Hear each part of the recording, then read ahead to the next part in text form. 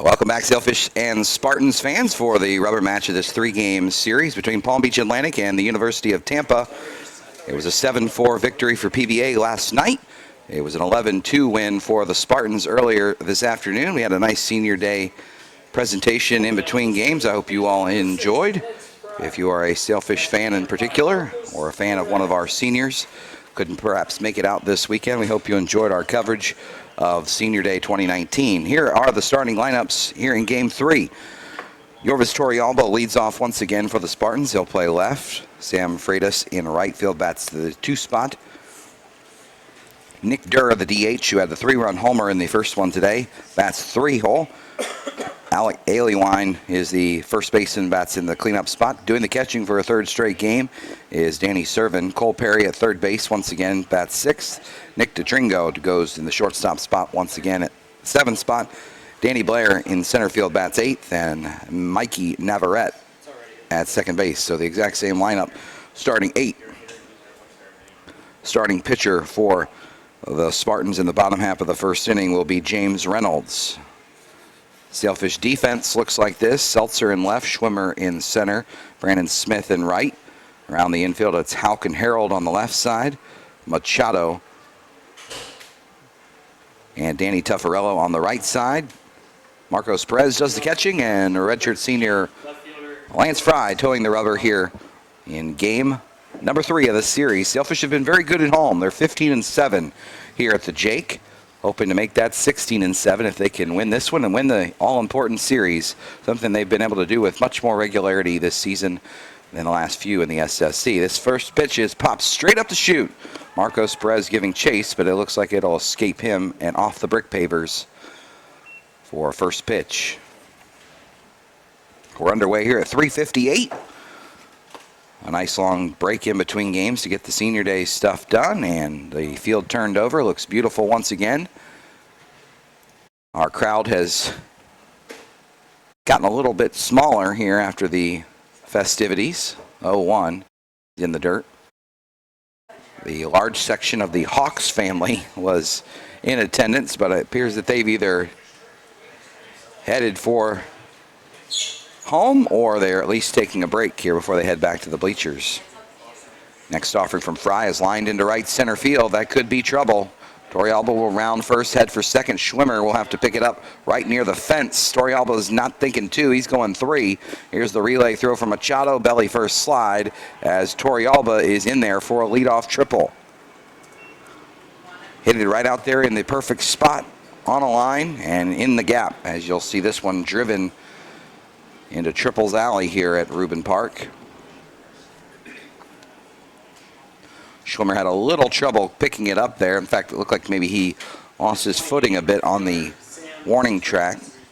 But either way, I'm not sure he would have had a chance to get Torrealba to hold from going for 3. Here's Freitas. Freitas has had a good series. He had a couple of doubles in game 2. This one off the plate as Fry has to work himself out of an early jam. Lance, a native of this area from Jupiter, just up the road, went to the Air Force Academy out of high school, but has played his last few years here in a Sailfish uniform. Freitas watches this one miss on the inside. It's Gabriel Colon back behind the plate for game 3, and Kevin Flay out on the bases. Both have done a nice job in this series. Not been too many complaints. In fact, I don't think we've seen a manager go out to argue any call in the series. Hopefully it continues. 2-0. Off the plate, 3-0 to the Tampa right fielder, who's hitting over 400 entering the series. Hails out of Lawrenceville, Georgia. That's right outside of the Atlanta area. Went to Florida Southwestern State College.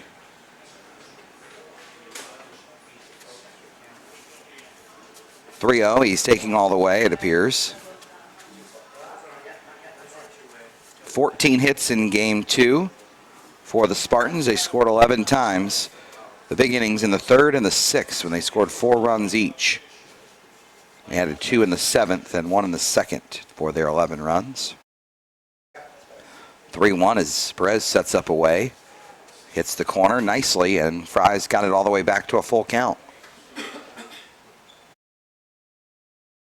On deck is Durr, and then it would be Aliewine. Sailfish, of course, playing their infield back. They will taken out for the early run. 3-2 pitch. What does Fry come back with? Down and away breaking ball, and Freitas wasn't biting. So runners at the corners, nobody out here in the top of the first.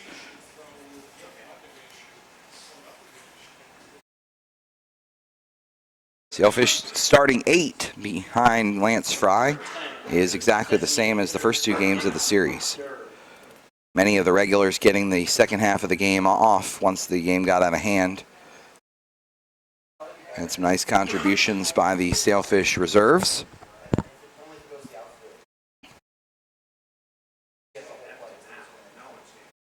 Fry from the stretch, here he comes. Outside corner to Durr. He is called a strike. Durr 2 for 3 with those 4 RBIs, 3 of them coming on one swing, a 3-run homer, an impressive shot to left.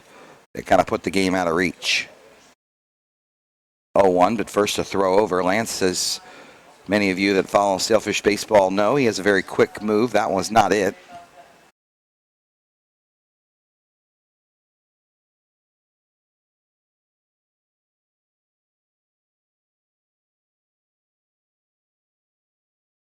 Oh, 1 as Perez sets up away.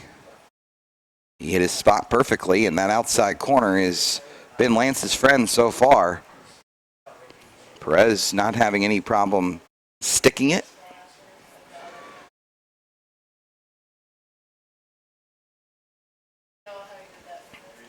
Oh, 2, what does he come with here? First a throw over, and diving back is Freitas. Torrealba started it with a triple. Freitas then walked on a 3-2 pitch. Fry has Durr 0-2. Another throw over, this one a little closer. We saw a pickoff from starter Mason Duke for Tampa in the first inning of game number 2 that really set the tone early. PBA had first and third, nobody out in the same situation as we are now. This one too high. Perez snap throw down. Zaffarello tried the back tag, but Freitas able to dive back in just ahead. Sailfish softball is underway over at Simpson Field in their finale.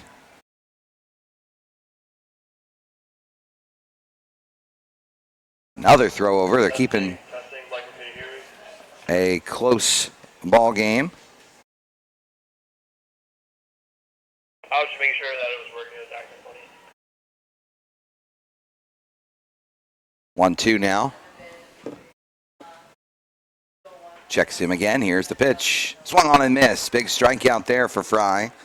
And now he's a ground ball away from potentially getting out of the inning. Still a big task at hand, though, getting the big swinging Alec Aliewine as we see this pitch put in a perfect spot as Durr tried to go out around it. Couldn't make contact, and Fry has picked up his first strikeout. Aliewine drawing a nice picture in the dirt with the handle of the bat. A lot of times you see batters come up and do initials or a symbol. That one looked like he was writing a sentence.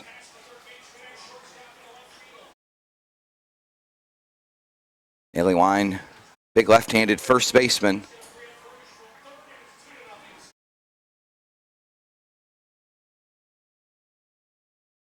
Aliewine has played a good first base in the series.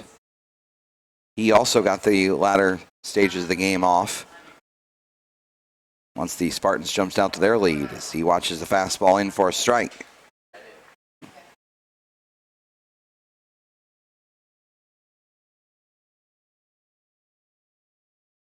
Sailfish and Spartans, Sailfish and Moccasins. That's the matchup over at Simpson Field.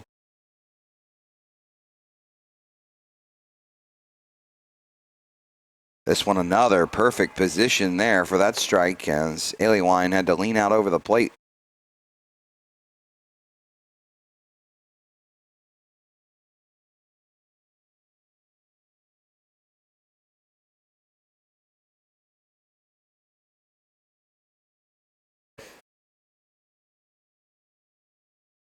Here's the 0-2.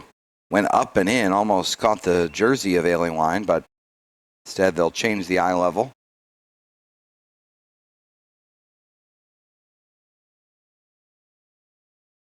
Sailfish Softball has won the first two in the series, 7-1 and 5-0. They're looking for the sweep.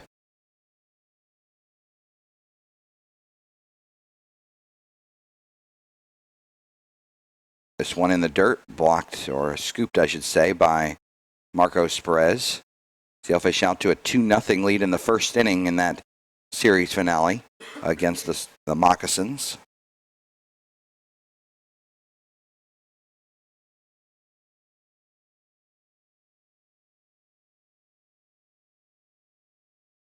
Fry checking the runners. 2-2 now. He sets up away. Takes his time. Takes his time again. Just missed off the plate. Good spot for it, but I think a better call.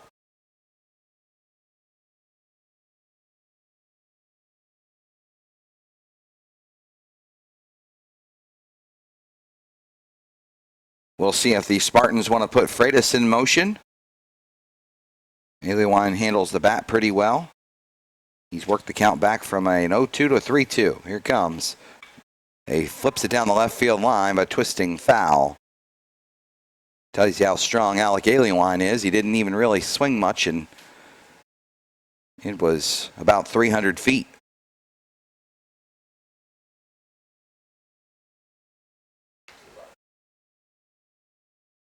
Ailing Wine, a tough guy to strike out. Struck out 19 times in over 130 at-bats.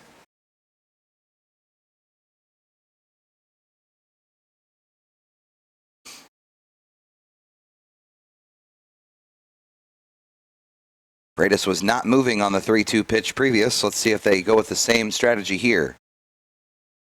He is going this time. It's up and in. Doesn't matter. So Fry's worked himself into somewhat of a jam here. A couple of walks and a triple. But still, even with all that, his one ground ball away from getting out of it without a run scoring.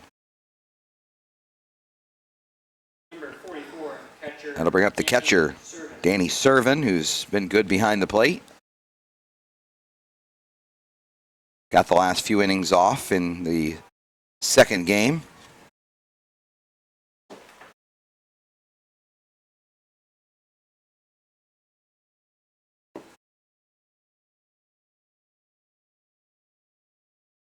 This one off the plate.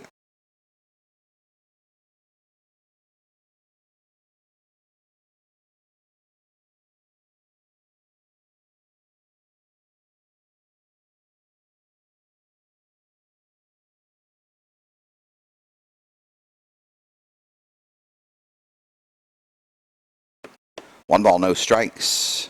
Off the plate, no place to put him, 2-0. And Perez will go out for a quick chat.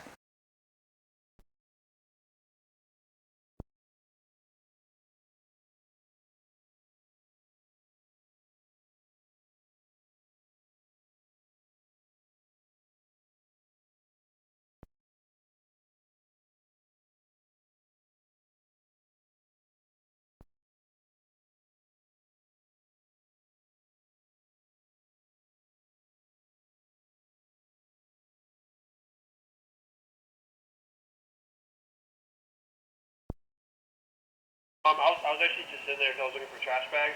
There's nobody. Line down the right side through, as that'll get one run home. They'll hold them up station to station.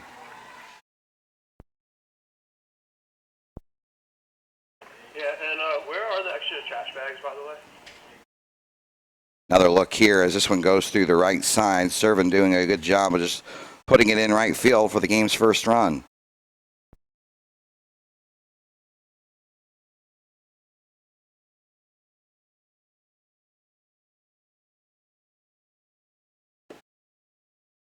Lance Fry having to work out of this first inning jam. One run is in. Would like to limit the damage, but there's just one out. This one off the plate.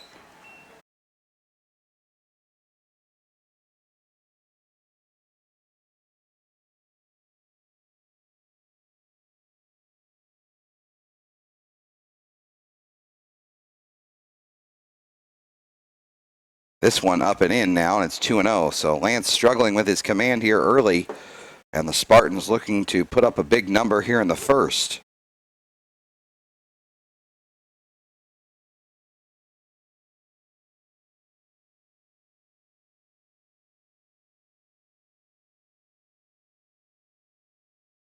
Two-0 pitch. This one pop foul as Perry jumped all over that 2-0.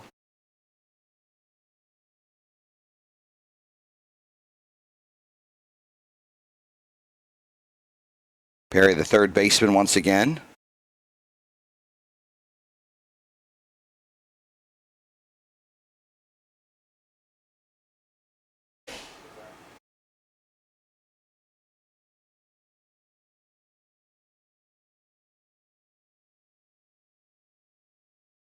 Fry working with Perez. Here's the 2-1.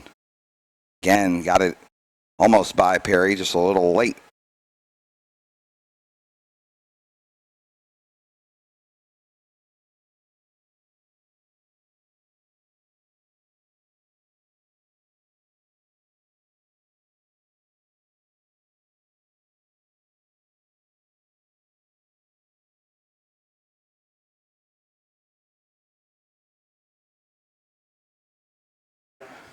Ready again. Here's the offering. Chopper foul. He just got a piece of it.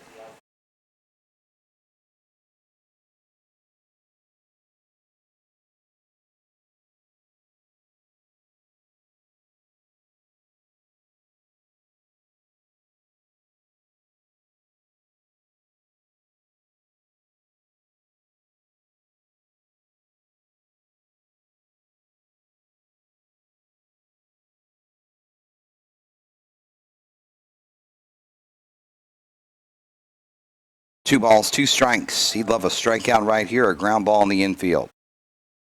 He got the strikeout. On the outside corner, Perry doesn't seem to agree, but he'll head back as Fry's second strikeout victim of the inning. Let's take a second look. Dropped nicely in there. Looked like a good pitch. Took a little off and got the call.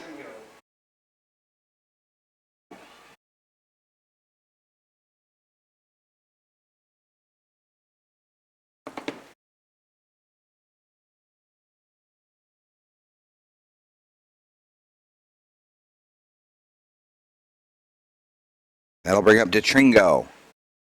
He'll line it up the middle. Harrell can't get to it. 2 runs are going to score in a big first inning here for the Spartans as Aliwan comes around, as well as Freitas. And the Spartans have jumped all over the fish here in the finale, 3-0, thanks to 3 hits and 2 walks. Didn't try and do too much with it, just singled it right back up the middle. Wasn't hit very hard, so Schwimmer didn't have much of a chance to charge it and make a play at the plate. Center fielder Danny Blair.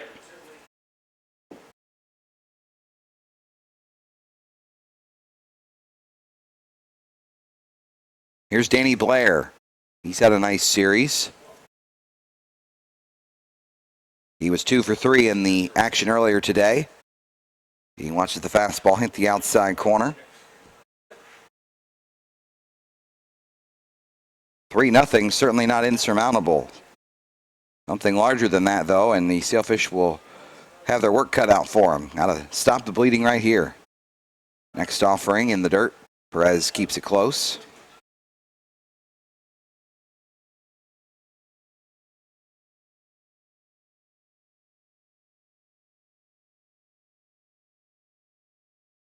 Blair's played a good center field in this series as well, as bright sunshine coming down now.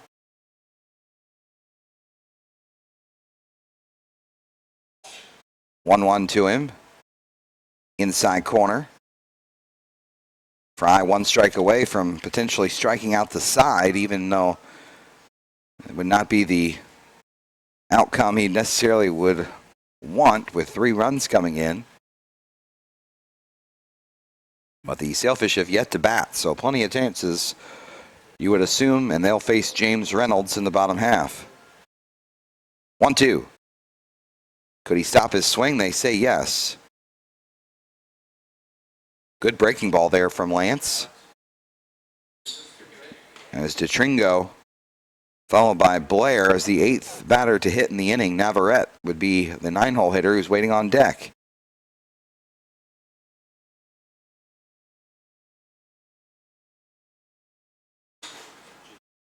Fry settling on his sign with Perez. Here comes the 2-2. Got him swinging, so Fry does indeed strike out the side, but it comes at a cost of 3 runs on 3 hits, a couple of walks. Spartans lead this one early, 3-0. Fish coming to bat. This is the University of Tampa.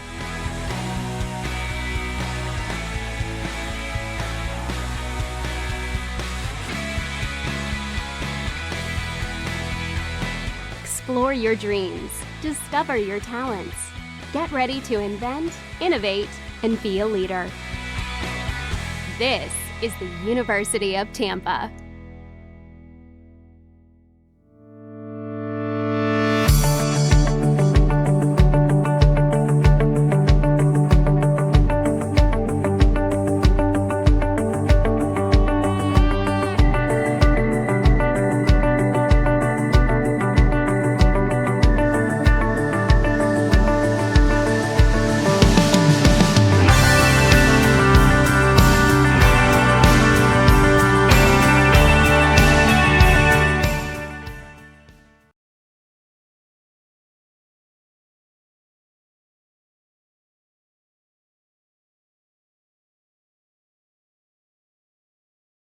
Bottom half of the first inning. This is how the Sailfish will roll out their lineup once again under the leadership of Coach Kent Bottenfield. Derek Schwimmer, Sean Houck, and Danny Tuffarello will be the first 3 to greet right-hander James Reynolds, making his first start of the season. Brandon Seltzer, Connor Rowland, and Brandon Smith are the heart of the order. 4, 5, 6. Riley Harold, Marcos Perez, and Ramon Machado round out the starting 9 for PBA in this series finale. Defensively for the Spartans, pretty similar to what we've seen earlier in the series. In left, it's Torrealba. In center, it's Danny Blair. And in right field, it is Sam Freitas. Around the infield, Cole Perry at third, Nick DeDringo at shortstop, Mikey Navarrete at second base, and Alec Allewine at first base. Once again doing the catching is Danny Servin. On the mound, making his first start of the season, is junior right-hander and former Jupiter High School product, James Reynolds. James has been very good on the mound this season. It's just been all in relief. This is his 12th appearance. His previous 11 were all out of the pen. He's 1-0 with a 1.27 ERA, 28 1/3 innings pitch. He has a save, 25 strikeouts, and 6 walks. So getting a chance to make his way into the rotation here. As he misses, okay, he hits the outside corner, says our home plate umpire. Missed his spot, but got the call. Derek Schwimmer, the first batter to greet him. Reynolds was a starter last year for Palm Beach State College. Through almost 70 innings for the Panthers, as this changeup, it appeared, missed off the plate. He went 3-6 with a 4.13 ERA, struck out 59 batters in 69 2/3, walked 28. 1-1. This one popped foul, should get out of play. As a freshman at Palm Beach State, he was more of a closer. 6 saves, 1.78 ERA, and a 1-0 record. Appeared in 18 games and 30 innings. Over a strikeout per inning that season, 35 in his 30 1/3, walking only 7. So we imagine we'll see a lot of strikes from Mr. Reynolds. Sailfish have got to be ready. Here's the 1-2. Breaking ball swung on and missed. His first strikeout of the day comes via Derek Schwimmer. Let's look at this nasty hook. Straight 12-6. Didn't have a lot of bite on it, but enough velocity change that it had Schwimmer out in front, and he wasn't able to make contact.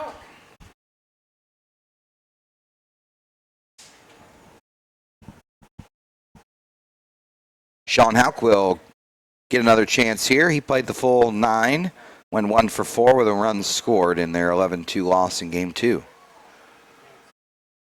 Watches this fastball up and into him.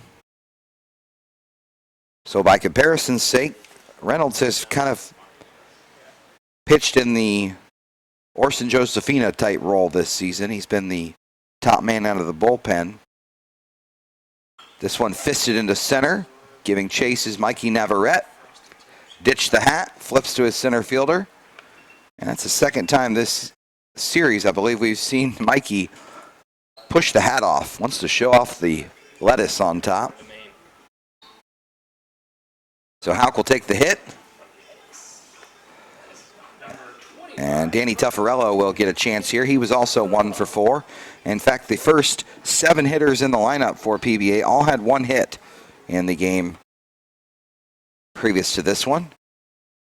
Quick snap throw over as Houck scrambles back. Remember, Houck was picked off in the first inning of the game earlier today.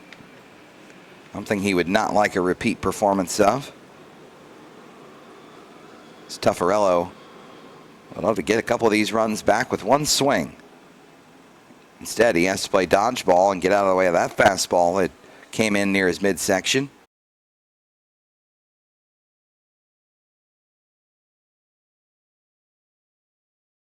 Reynolds, a former high school teammate of Lance Fry, today's starting pitcher. A couple of Jupiter High products. 1-0. This one grounded left side to Tringo. Will try and hustle it over to second for 1. Back to first, and they pull the 6-4-3 double play. Tough series so far for Tuffarello. He's grounded into a couple of double plays. We go to the top of the second. One more look at this nifty double play turned by DeTringo, Navarrete, and Aliwine. We'll take a break. This is the University of Tampa.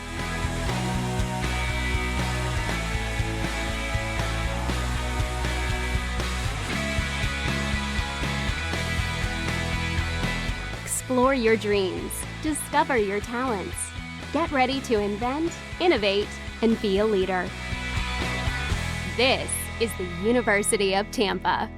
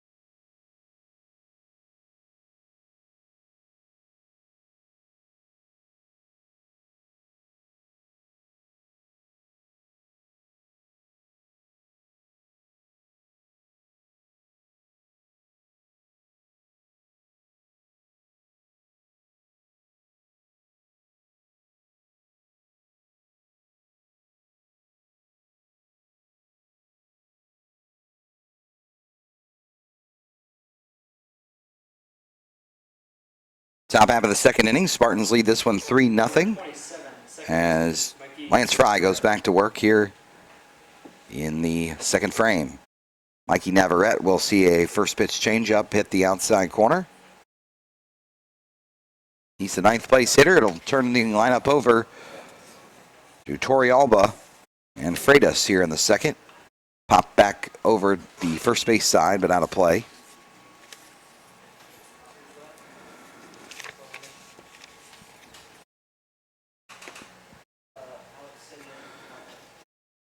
The game started with a bang with a triple from Yorvis Torrealba, who waits on deck. Breaking ball blocked but not offered at. So 1-2. Plenty of umbrellas still in the ballpark this afternoon, trying to shield some sun. It is a very warm, sunny day here in West Palm. Flipped out towards right. Smith has got a good jump, though. He'll make the catch. Head high, and the Sailfish off to a good start here in the second, retiring Navarrete on the weak fly ball to right. Here's Torrealba, who Smoked one to right center field that got all the way to the fence. Schwimmer dug it out from near the bottom of the fence, and Torrealba just kept running. Got all the way into third. It looked like the Sailfish might get out of it without any runs scoring. But then the floodgates open, and 3 would come in. Hook, but too high from Fry.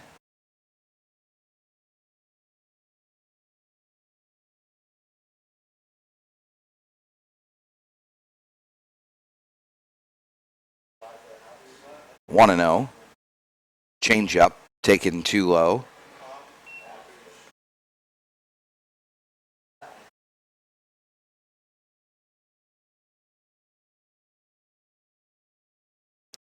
Torrealba waves that bat up around the head.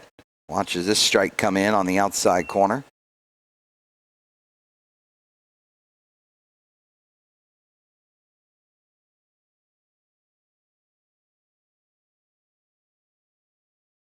Two and one. Missing outside 3-1.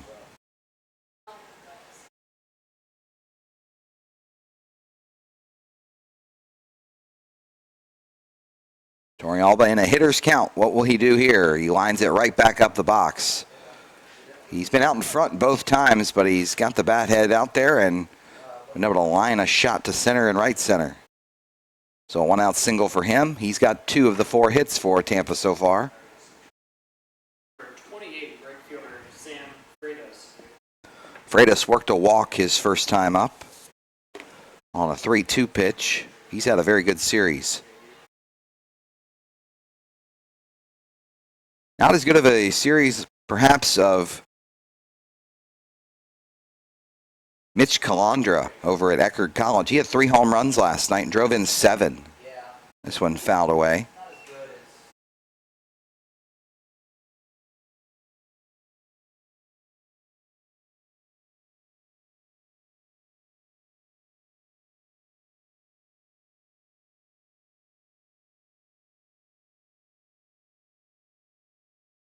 Freitas back in the box. They set up away.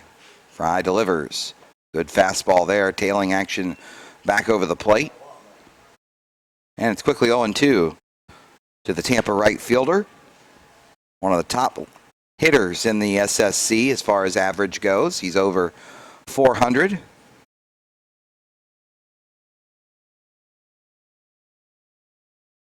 Almost a pitch out there as Perez hopped out to the outside corner. Instead, it's a 1-2 count now.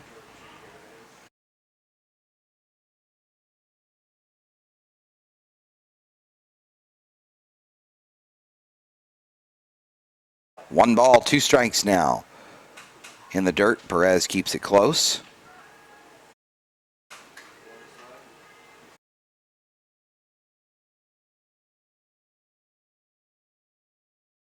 According to the Sunshine State Conference website, Yorvis Torrealba, the man at first base, is the leading hitter in the SSC with a .398 average. Freitas, number 2 at .397. Pretty good guys to have in your 1-2 spots in the order, I would say.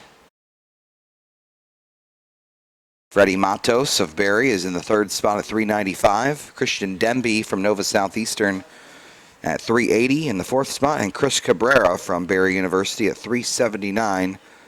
Round out the top 5 in the conference for the batting title. Payoff pitch, 3-2. Grounded foul. They were running, that being Torrealba. Torrealba with his 6 homers, 27 driven in, 12 doubles, 53 total hits, and 40 runs scored. You would think he would be in the running potentially for SSC Player of the Year recognition. Appears to be fairly wide open at this point. Running again. This one's grounded right through the left side as Harold was covering. They'll go to third base, but Harold cuts it off.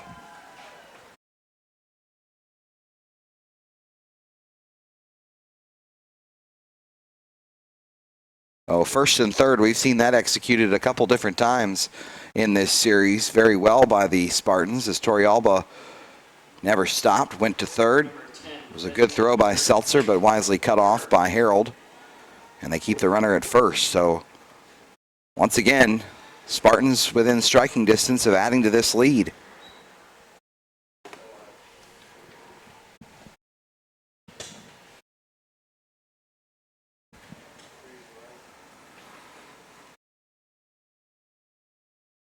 He got Nick Durr, the hitter at the plate, the first time via strikes. Breaking ball, or off speed, I should say, upstairs, but it is called a strike.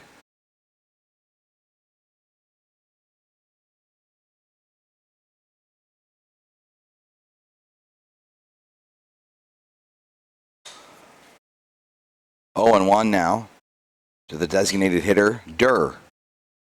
This one too low, and it's even now. 1-1 with 1 out here in the second. 5 hits already for the Spartans, 1 for the Fish through an inning and a third.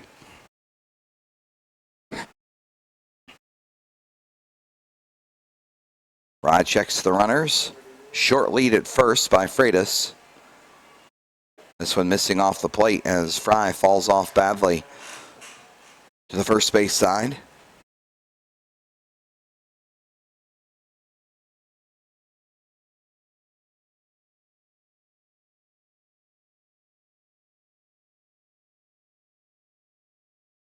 Two and 1. Off speed, just off the plate, and Durr proving patient here. On deck is Aliwine. The dangerous hitters just keep coming at you with this lineup.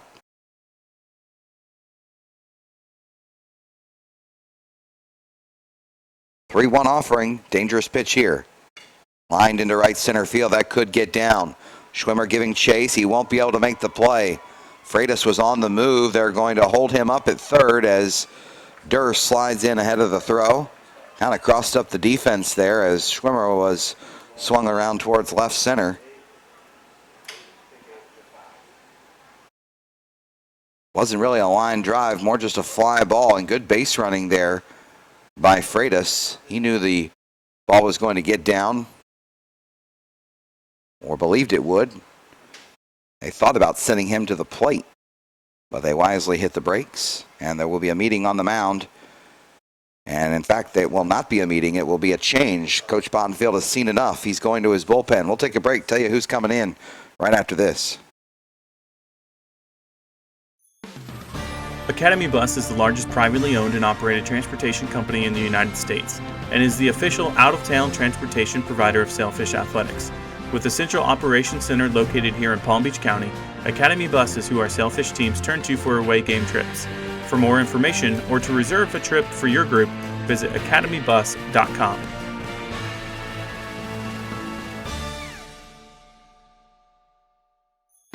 Every Sailfish team aims to look good on and off the field. So when it comes to our Nike apparel needs, we always turn to AdPro Sports. From uniforms to practice gear and everything in between, AdPro Sports outfits all 17 Palm Beach Atlantic sports teams while serving as a one-stop shop from concept to reality. Learn more by visiting adprosports.com.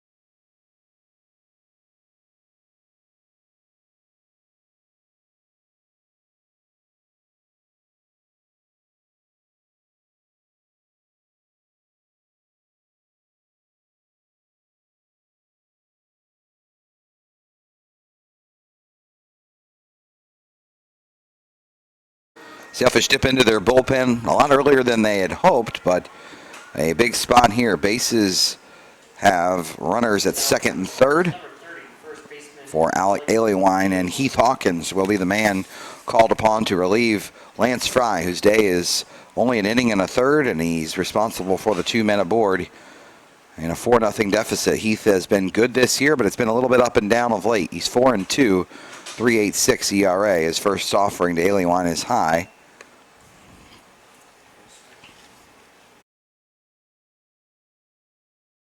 Six hits against Fry. Several for extra bases have led us to our 4-0 score here. Hawkins buries that one too far down and in. Heath out of Matthews, North Carolina, went to Furman University for his first 3 years. Has been a solid addition to the staff here in his senior campaign. 6'6" righty. Has good sink on his fastball. Sailfish infield's playing back. 2-0. This one nowhere near.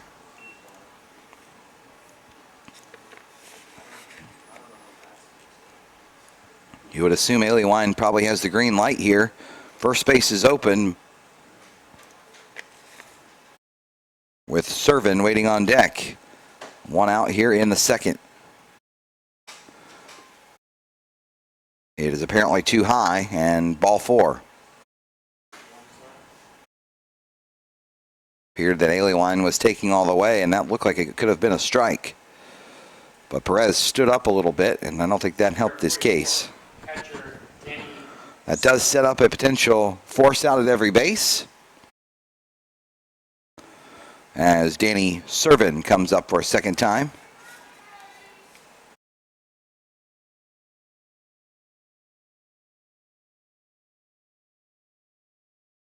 Now he's ready.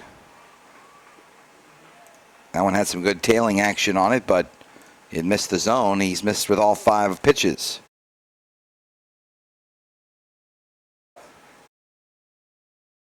Hawkins has only walked 10 in 28 innings, now 11.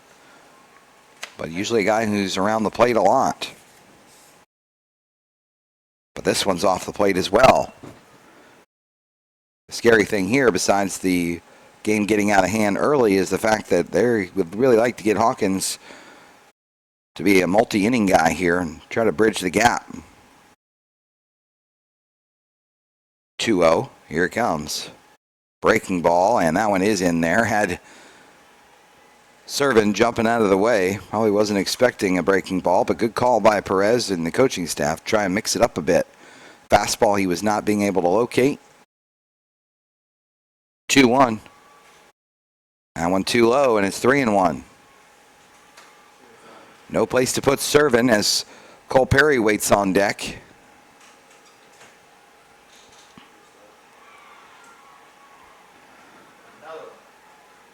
Serving a RBI single in the first. 3-1, here he comes. Big swing there, and he had a home run cut, but fouled it back.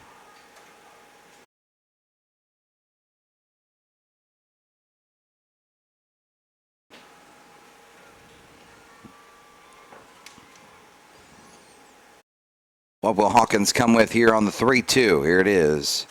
Fastball / foul over the PBA dugout. Those last two have looked much more like the Heath we've seen throughout this year. Good hard stuff down. Good sinking action. But he's got a battle in place here with the Tampa catcher. Here's the 3-2 again. Launch to deep left field. Drifting back is Seltzer. It'll hit the wall. 2 runs will score on the play. It's 6-0 Tampa on the double from Danny Servin. Couldn't have hit it much harder. It almost went through the fence. Could have been a grand slam. It just wasn't hit high enough. And this one has gotten out of control real early. 6-0 Tampa. And we're just 1 out into the second.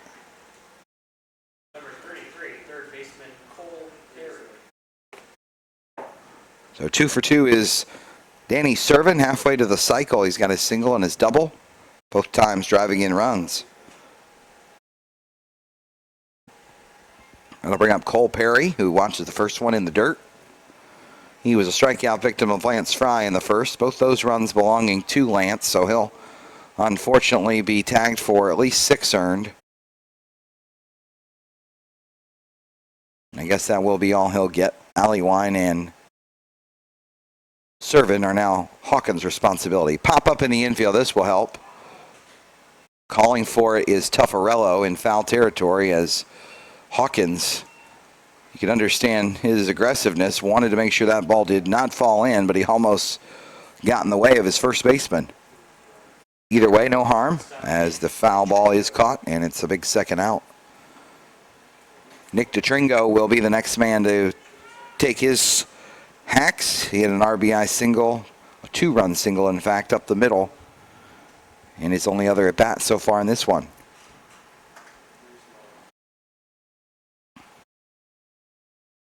This fastball through there.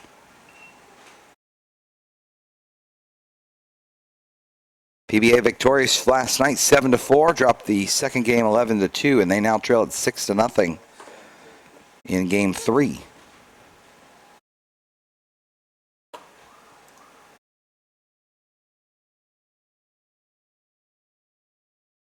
Hawkins ready again. Here's the 0-1. This one too low, and it's 1-1 now.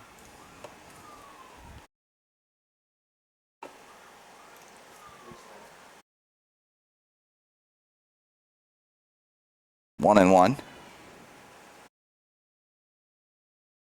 Runners at second and third. Outside corner, 1-2. Hawkins hoping to limit the damage. Would love to get a strikeout here of DeTringo, but he's been a tough man to fan.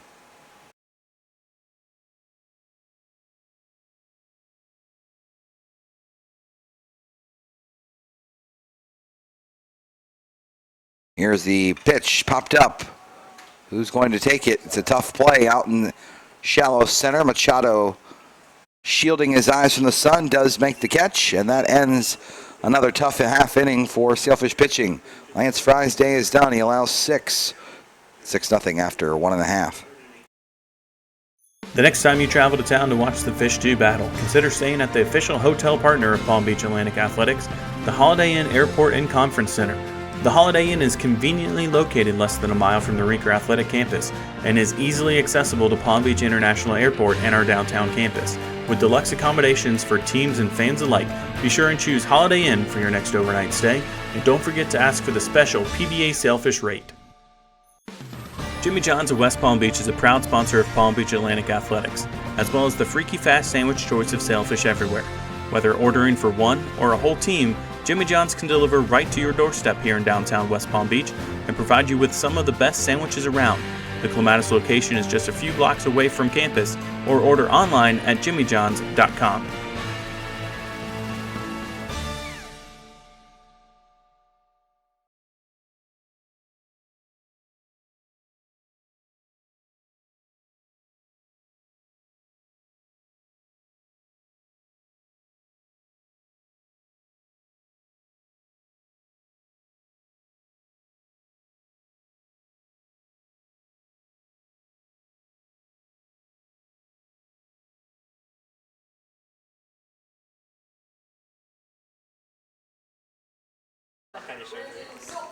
Brandon Seltzer will be the man to greet James Reynolds here in the bottom half of the second inning. Sailfish trail at 6-0. I had a flashback to better days than this. It'll be Seltzer followed by Rowland and Smith in this second inning. Reynolds got him 1-2-3 in the first.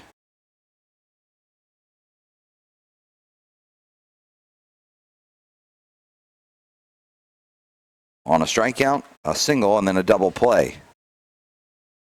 Good pitch there on the outer half, evens it at 1-1. 7 hits for the Spartans in those first 2 innings. They chased starter Lance Fry and got a couple of hits off of Heath Hawkins. Put up a 3 spot in each of the first 2 innings. This one in. They'll say he did not go. A very aggressive appeal from the home plate umpire down to first.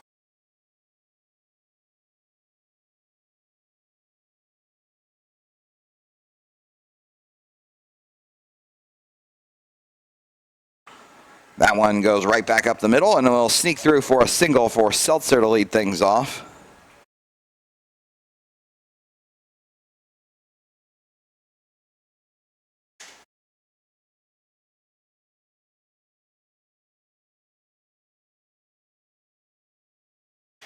Number 15, base hitter Connor Rowland. So good start to the Sailfish half of the second inning on a single by Seltzer.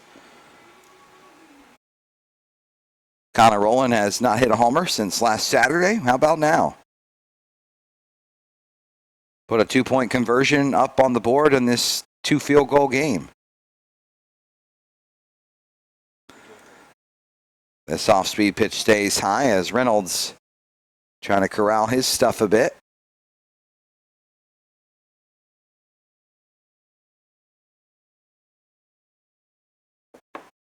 Snap throw over, but back in standing was Seltzer.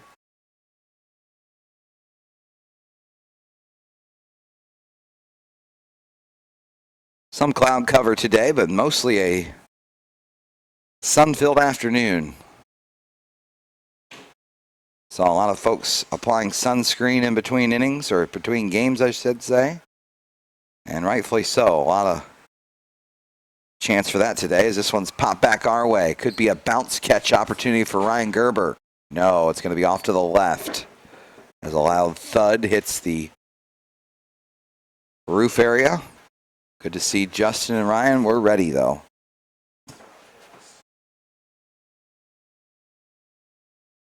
Connor wants to have that one back.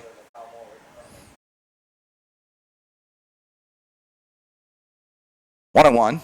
Here's the offering. Breaking ball. Again, foul back.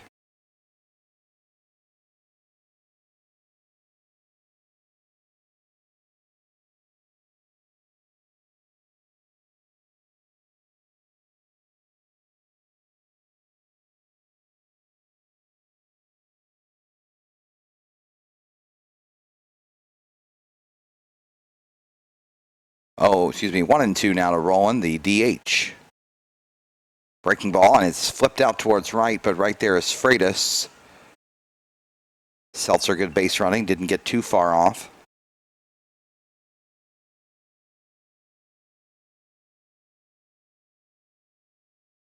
Number 13, right fielder Brandon Smith.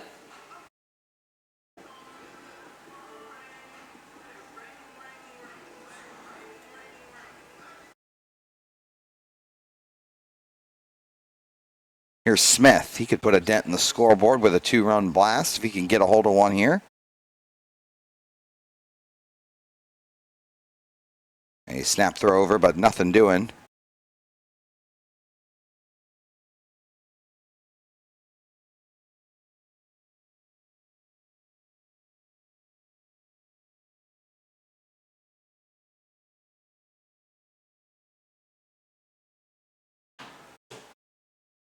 Next offering.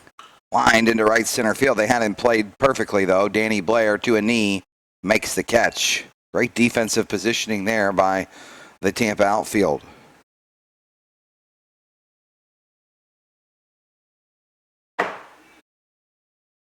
That'll bring up Riley Harold. Smith hit that one right on the button, but in the wrong spot.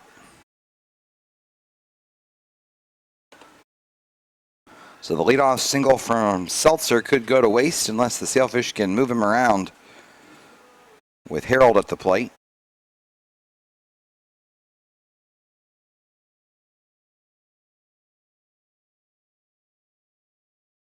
Seltzer's on the move. Here's the throw down to second. He's in there with a stolen base. It's going to get into center field. So Seltzer, as we saw in game 2, was able to swipe a bag, led to a run. Nice to see the Fish are not giving up on their aggressiveness. The throw down was on the third base side from Servin, and DeTringo wasn't able to scoop and tag. I think Seltzer was going to be in there either way. For Brandon, that is his 10th stolen base in 12 tries this year.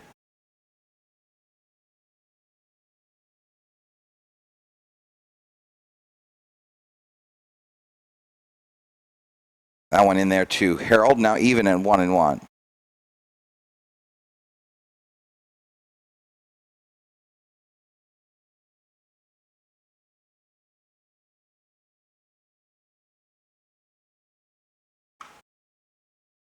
This one popped up. And easily making the catch was Cole Perry. And that will end the threat. Sailfish get a runner to third, but can't score them. We've played 2. It's 6-0.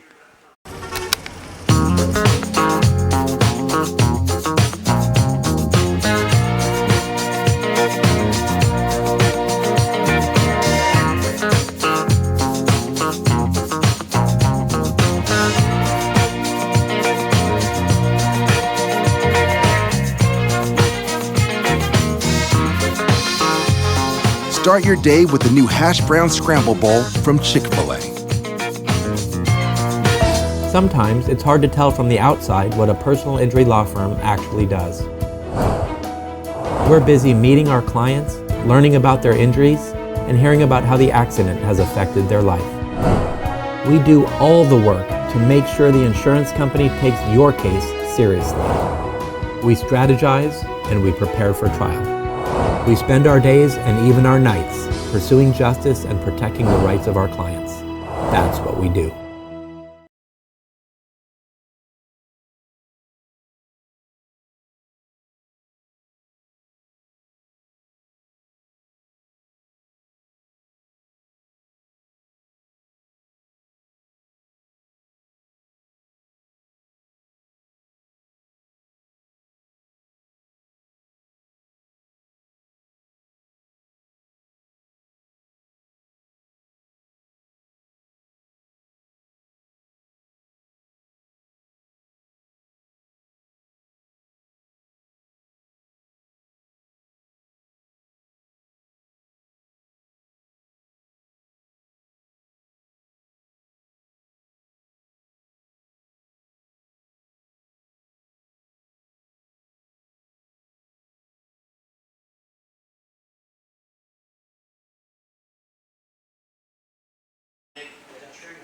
Sailfish will hope for a scoreless inning here in the top of the third. Heath Hawkins will go back to the bump, and he'll face Danny Blair.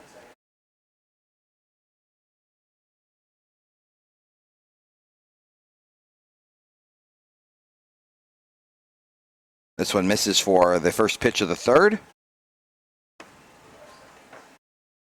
Sailfish softball still leading 2-0. That one moving merrily along. It's already the top of the fifth as Hawkins has fallen behind 2-0 to Blair. Sailfish scored in the first inning, and since then it's been 0-0. This one hit to the right side. Tuffarello goes to a knee, flips to Hawkins covering. It was a race to the bag, and Hawkins beats his man by a step or so.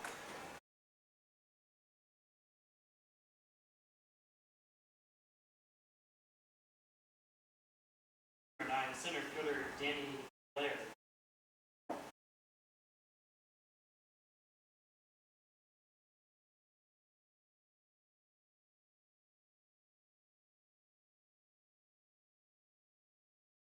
This one off the plate to Sam Freitas. Or excuse me, Mikey Navarrete.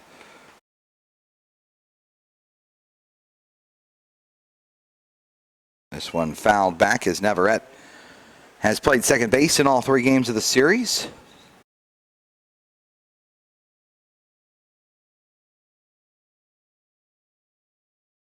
One ball, one strike to him. This one right down Broadway, and it's 1-2. On deck is the leadoff man, Tori Alba.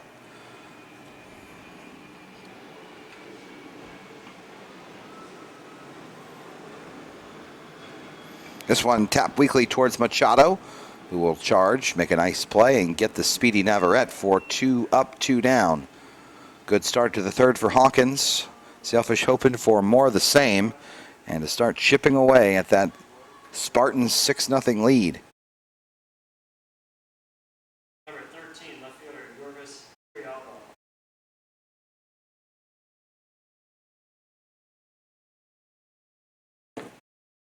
Tori Alba has been good today. He keeps that batting average right around the 400 mark. He's tripled. Takes a big cut here and singled today.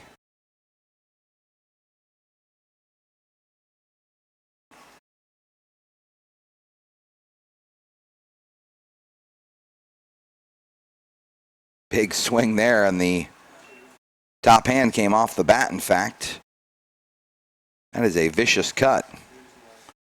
Let's see what he comes back with 2 strikes.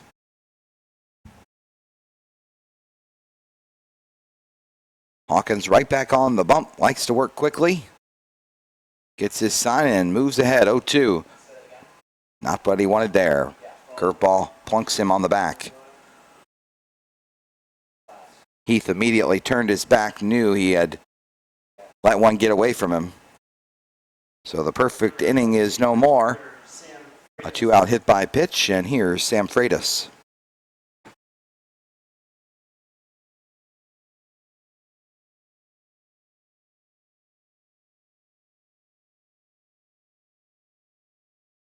Freitas is 1 for 2, a single up the middle and a ground out to short. Torrealba's on the move. Here's a throw down from Perez. It's on the first base side. That'll get into center field. Schwimmer backing up. So Torrealba knows that 6 runs may not be enough. He's going quickly. And it's going to be a strike on the batter.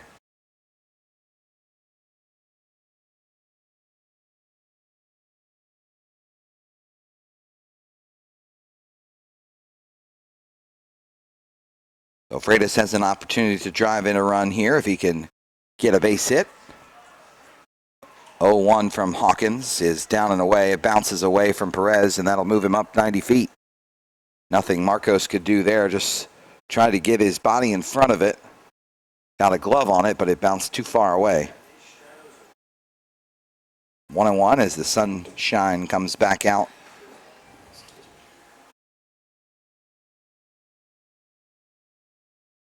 One and one. This one up and in. 2 balls and 1 strike.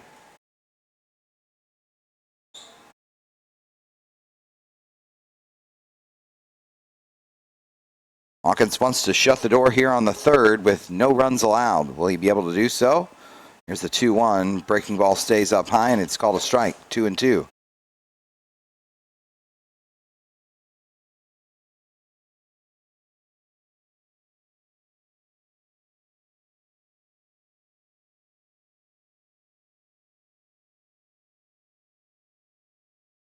Two, just off the plate.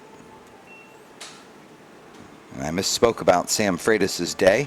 He's walked and singled in his 2 trips. Been the top of the order in both games today for Tampa. That's done the majority of the damage, as you might expect. Here's a 3-2. Breaking ball got him swinging. Good time to break that one out, and Hawkins escapes it with no damage done. 6-0. We go to the bottom of the 3rd.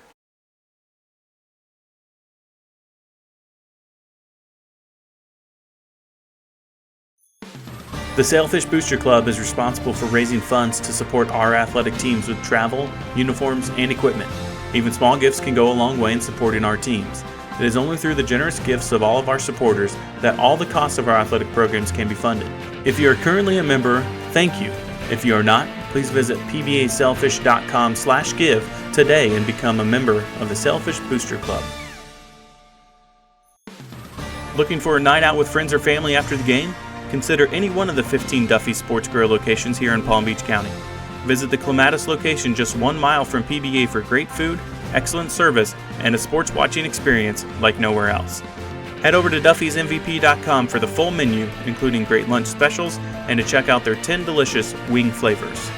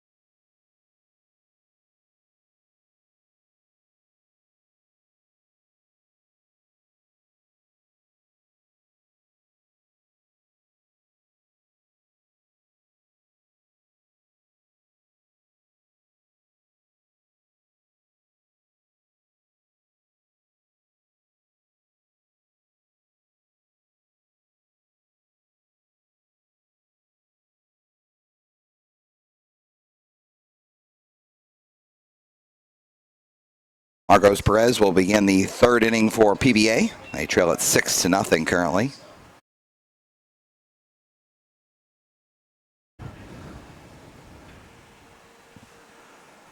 that a girl just calling you and saying, like, 1-0. Ground ball left side, just foul. please? That's a big asking for my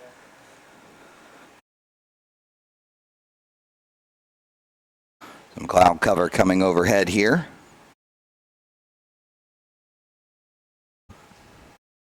Most of the clouds back out west from us here. Here's the 1-1 to Perez. Shows bunt and fouls it back. Not a bad idea, trying to get aboard. 2 hits for the Sailfish through the first 2 innings. 1 in each. Got Brandon Seltzer all the way to third base in the second inning, but they couldn't score him.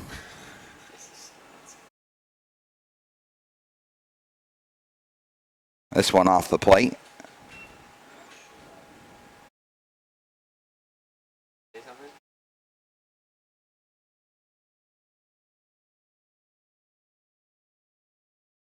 And now we're ready again, 2-2 as the sunshine comes back out. Here we are, 2-2. Pop to right. Freitas has had a lot of action in this series. Not many of them have really tested his range, though.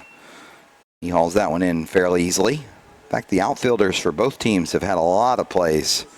A lot of fly-outs, pop-outs in this series for both rosters.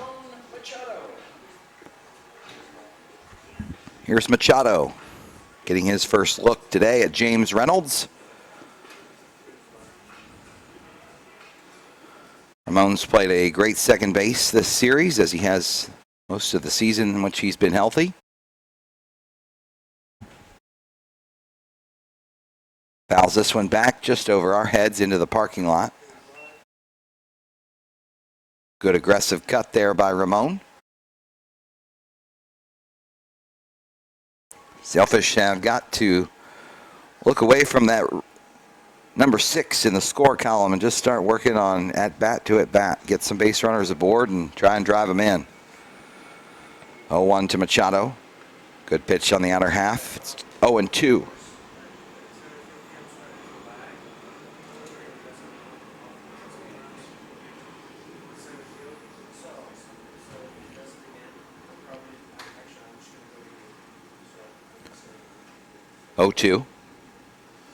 Here we are again. Outside corner, perfect pitch. Machado knew it.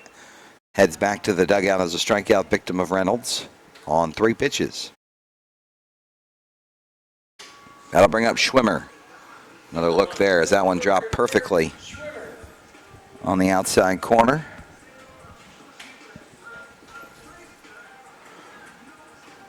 Here's Derek getting his second AB of the day, or of the game, I should say. He struck out to start the game. And it wasn't until that strikeout of Machado that Reynolds picked up his second. And that one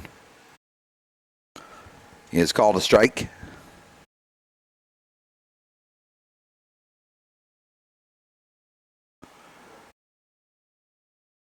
Schwimmer back in the box. Here we go again, 0-1.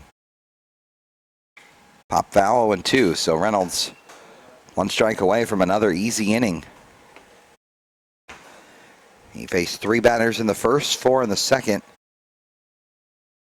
But still, just 1 over the minimum now.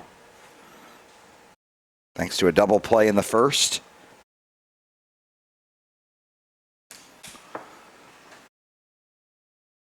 Here it is. Breaking ball, and Schwimmer has been struck out on a similar pitch twice today. We've played 3 complete. 6-0, the Spartans on top.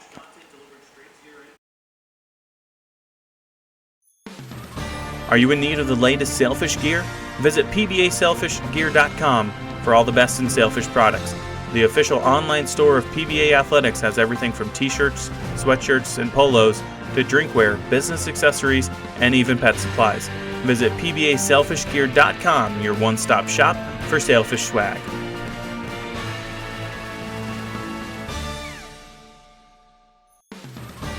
The Arrigo Automotive Group are longtime supporters of Palm Beach Atlantic University. Known for their wide selection of vehicle offerings at multiple locations in South Florida, Arrigo offers a comprehensive new and used car buying experience including parts, service, and repairs, not to mention straightforward financing. Search their inventory and schedule a test drive from your smartphone or by visiting them online at arrigo.net today.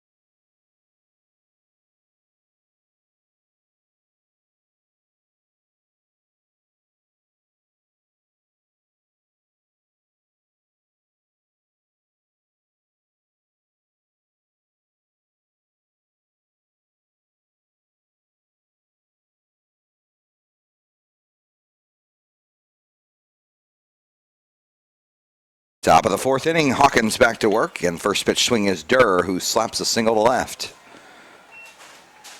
Durr's been aggressive early in the count throughout his time here in West Palm Beach, and that's continued now by Servin, who has the big hit. He laced double off the left field fence.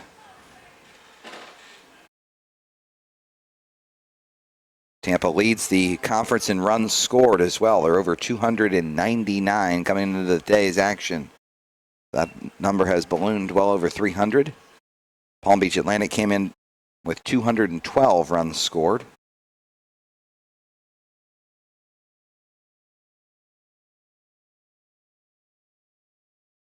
This one laced down the right field line.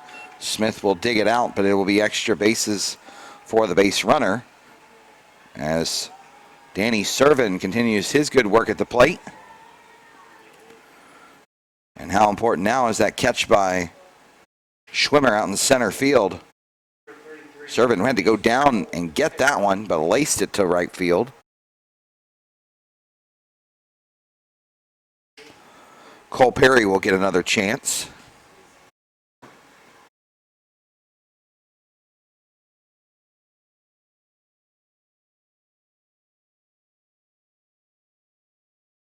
Tampa has not really run much in this series. They are third in the conference in stolen bases with 60. Barry and Nova Southeastern tied for the lead with 71.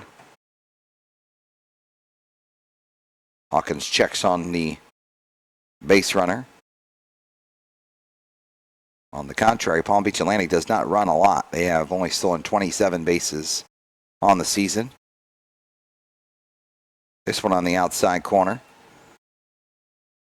Back there, 27 of 47.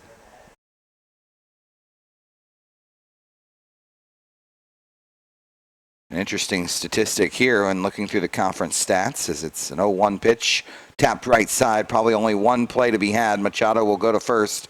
That'll get the run home, and it's now 7-0. Florida Southern has the least stolen bases in the conference with 25, but they are perfect. 25 out of 25 on the year. Steal them if you got them is what I've always been told. Number 4, shortstop Nick Petrugo. Florida Southern also the best defensive team by errors in the conference with 37. Palm Beach Atlantic not far behind at 49. Lynn has made the most errors with 64. You can find all this information at sunshinestateconference.com, baseball. DeTringo will take his hacks now with 2 outs here today. Tuffarello's 1. Grounded left side. Perry will look the runner back. Houck will now head over to third as Perry took the for sure out at first base. And for a second time today, the Sailfish have got a runner to third, but We'll see if they're able to cash in this time. Number 15, designated hitter, Connor Rowland. Roland flying out to right field, his only other trip to the plate in this game. He's once again handling the DH duties today.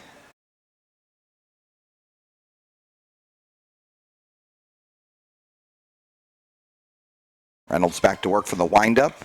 Popped up to center. Blair coming on, drifting over, and he'll make the easy grab and end the frame. We've played 4, 7-0. Tampa leads.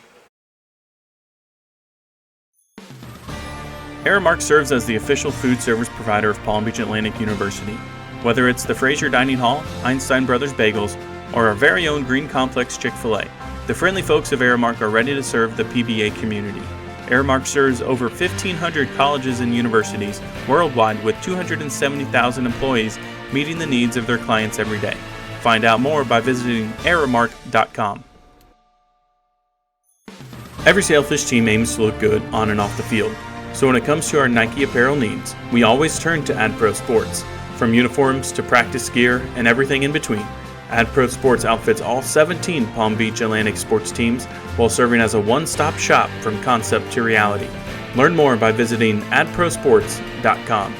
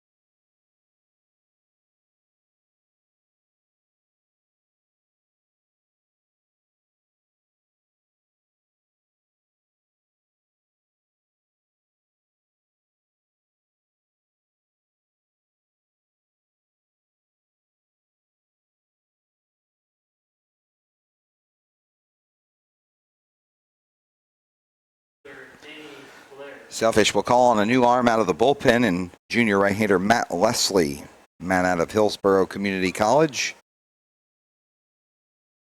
Has been a starter, has been a long reliever. His first offering is fouled away from Danny Blair's bat. Leslie out of Tampa, Florida. So perhaps has some friends on the other side. University of Tampa has many West Coast products on their roster. 0-1. Good pitch on the outside corner.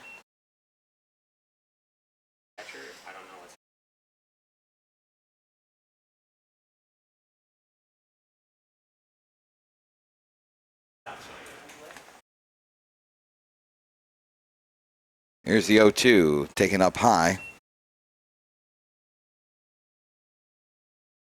Leslie making his 9th appearance. He has 4 starts under his belt, 21 1/3 innings, 17 strikeouts and 9 walks. He's 1-1 on the year. This one stays up, and it's 2-2. Sailfish softball getting close to wrapping things up today and their series. They're in the top of the 7th. 2-2. Popped up. Will it stay in play? It appears it will. Perez discards the mask and makes the catch. Good start for Leslie and the Sailfish in the top of the 5th. In the bottom of the 5th, we'll get you ready for our future broadcast and the upcoming schedule for the Sailfish. They have one more weekend series, but it's a Thursday, Friday, so not really a weekend perhaps. Depends on when your weekend starts, I guess, as this pitch is in to Navarrete.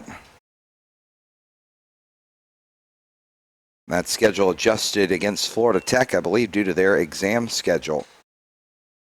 That one also in at the knees as Navarrete takes a little stroll around the batter's box area.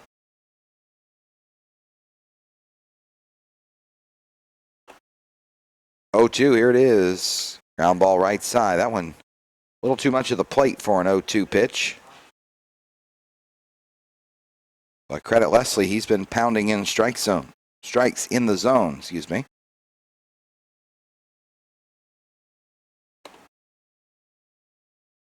This one lined and right at Tuffarello, so 2 quick, easy outs for Leslie in the infield. That one not hit all that hard. 13, left fielder, Yorvis Frialba.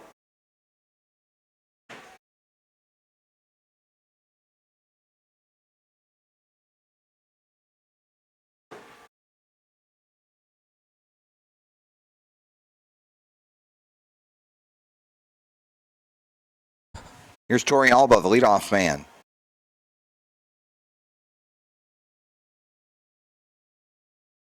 We're at 5:30 in the afternoon or in the evening, depending on the way you look at it. This time of year, it feels more like afternoon. 1-0, lined, leaping and off the glove of Machado. He'll try and collect it, throw to first, but Torrealba, hustling down the line, was able to beat the throw. Great effort from Machado. We've seen that same type swing from Torrealba all weekend long.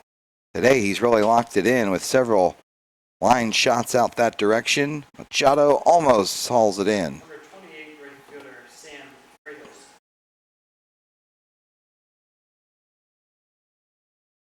Here's Freitas. Freitas and Torrealba jockeying back and forth for that Sunshine State Conference batting title lead.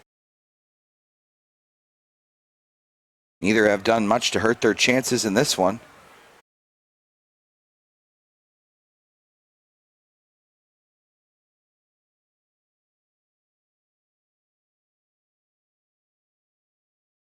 Torrealba's on the move, stealing second base,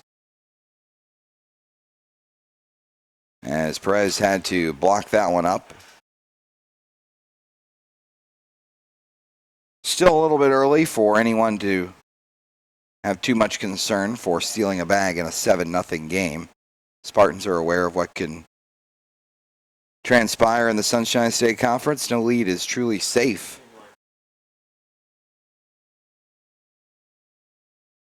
As Freitas back in there.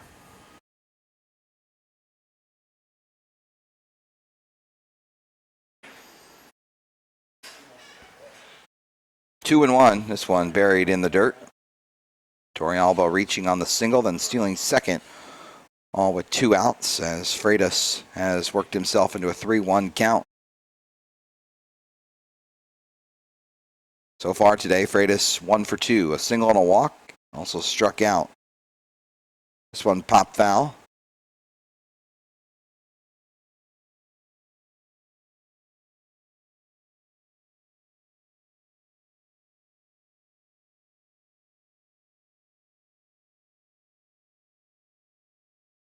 Payoff pitch coming. Torrealba getting a sizable lead out there at second.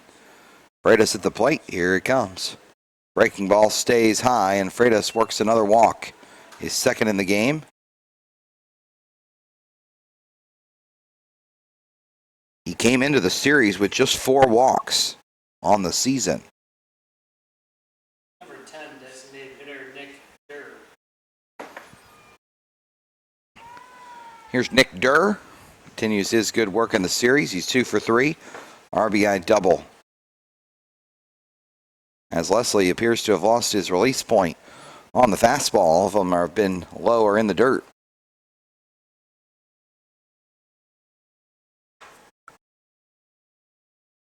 One-0. Fouled away as Durr takes a mighty cut, but fouls it away.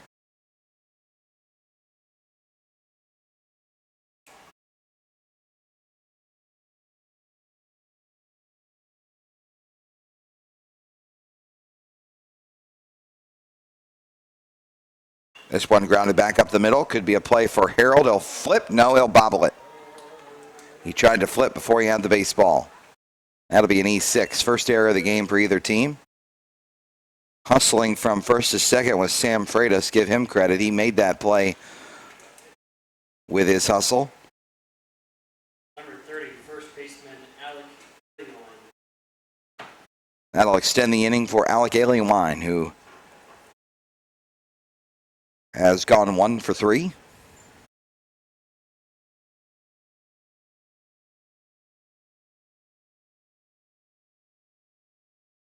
This one grounded over the mound. Going to be another play. Harold will have this one and flip it to first on one pitch. So Alienwine is retired. No run score here in the top of the 5th. 7-0 our score. Sailfish got to get the bats going. They're going to make this one in any kind of game. This is the University of Tampa.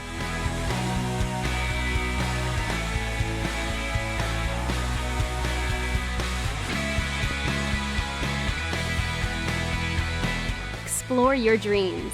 Discover your talents. Get ready to invent, innovate, and be a leader. This is the University of Tampa.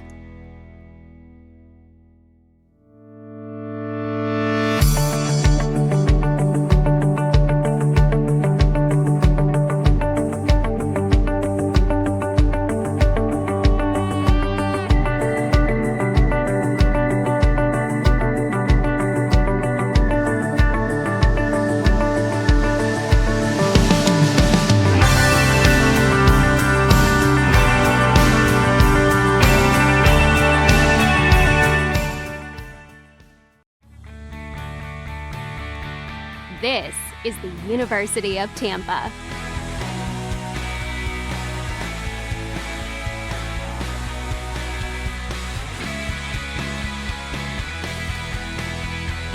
Explore your dreams.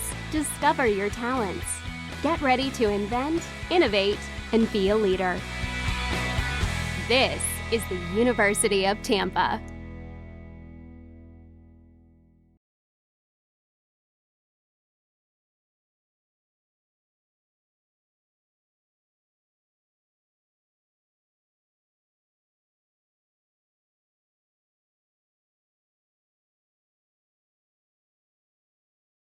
Brandon Smith ready in the box here in the top of the 5th.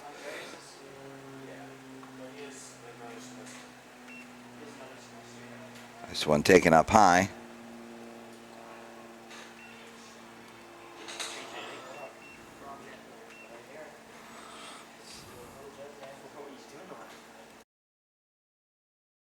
(1-0) as Smith hits it to the left side. Nice glove side play by Perry. Spins and fires across. Good play there by the Tampa third baseman.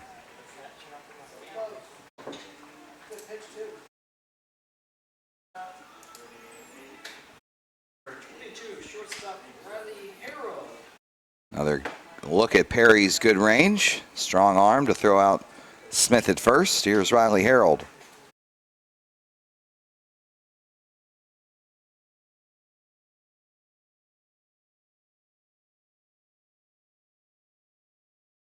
Laying down a bunt, but fouling it off is Harold.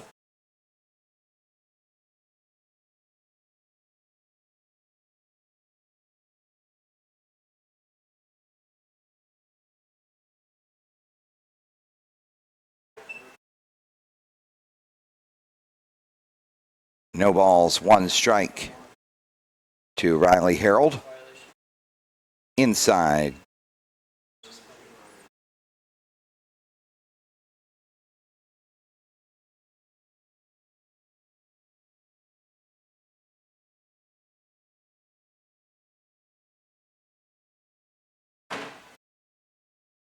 Here's the 1-1 offering from Reynolds. Popped down the left field line. Shielding his eyes for the sun is Torrey Alba, who will make the grab. And 2 up, 2 down here in the bottom of the 5th for Palm Beach Atlantic.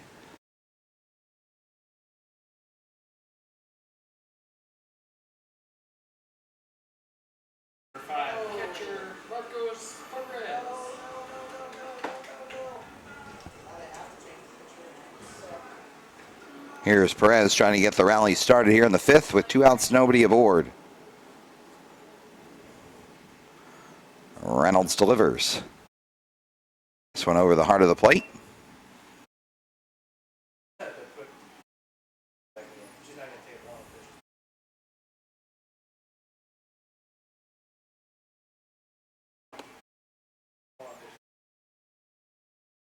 Oh, 1. This one taken high as things are getting a little hairy over at the softball diamond. It's 5-2 in the top of the 7th. Sailfish are making a pitching change. Bases are loaded for the Moccasins. They're trying to stave off a potential sweep at the hands of the Sailfish as Perez fouls this one back. Abby Busby going to come in and try and close it out. She was the starter.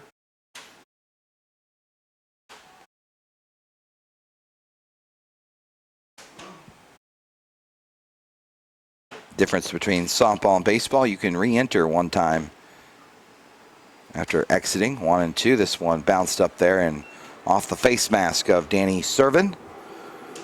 Servin and Perez both have caught all 3 games of the series. Both got a break over the last few innings of game 2 once it got a little lopsided, but both have been battle-tested warriors back there this year. 2-2 for Perez. Here it comes from Reynolds. Fastball grounded left side near the line, but foul as Perry tracks it down near Coach McMillan in the third base coach's box.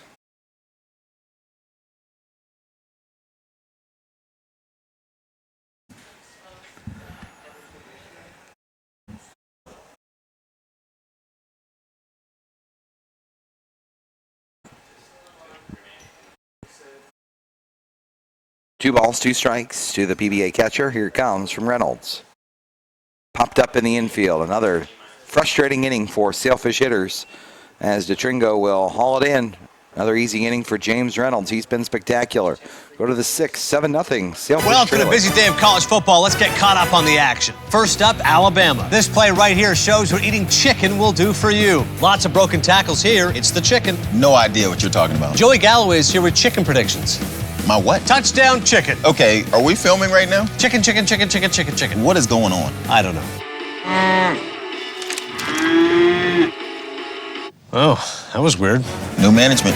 Start your game day with the new Hash Brown Scramble Bowl from Chick-fil-A. Sometimes it's hard to tell from the outside what a personal injury law firm actually does.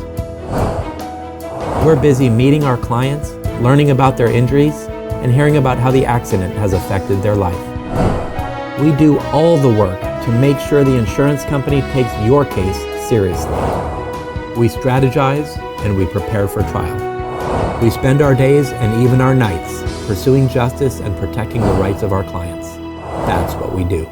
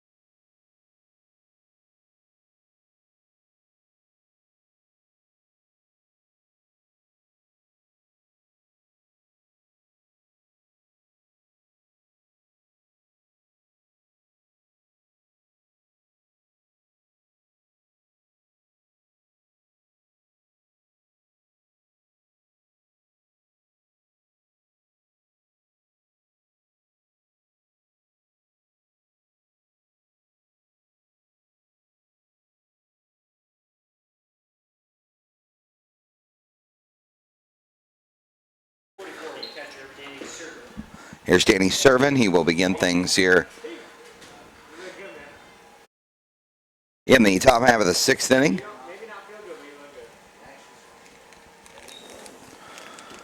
Sailfish will send Matt Leslie back out for the top of the 6th. He got through a scoreless top of the 5th.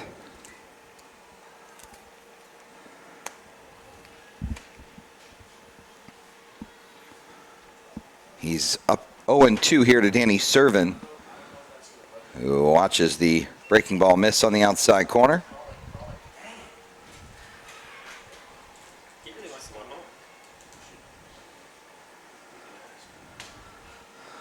One, two now from Leslie. Grounded left side. Hauk will glove it, take his time and throw across. Slow throw, but Tuffarello able to make the knee-high scoop. Hauk has really not seen much action on the ground,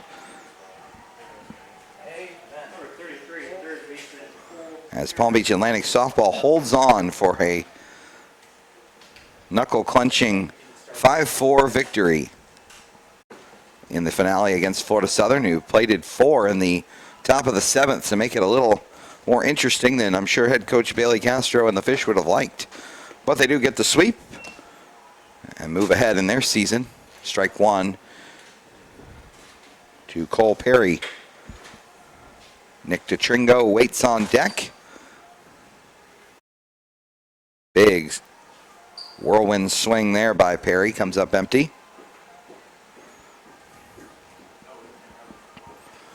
As Scatman is blared over the sound system over at the softball field. If you're not familiar with Scatman, well, I pity you. Scatman John, check him out. 0-2. This one popped up down the first base line. Tuffarello gives chase, but runs out of room. Good hustle there by Danny, but just couldn't quite haul it in. Scatman John, if you were curious, not going to be able to hear any more of his work as he's dead. But a artist who wasn't truly appreciated in his time, except here at Palm Beach Atlantic University, where it's become somewhat of a theme song. 0-2. Breaking ball right back at him, hits off the glove. Nice play there by Leslie, who will collect himself, take a deep breath, and throw out Perry. Saw his life flash before his eyes on the sharp line drive back to him by Cole Perry. Here's another look. Defensively, almost made a spectacular grab, but had the wherewithal to know where it was and pick it up and throw him out.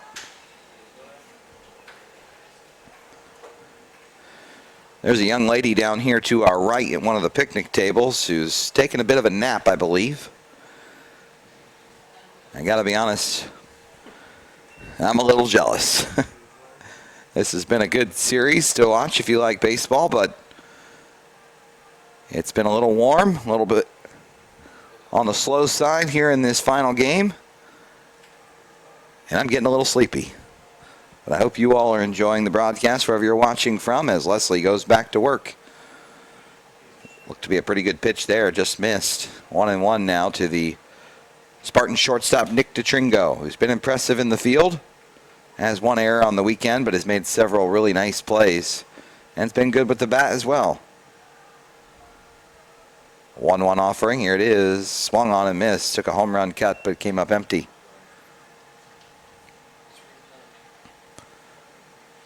Got to celebrate our senior class in between games. That was fun. People seem to enjoy that.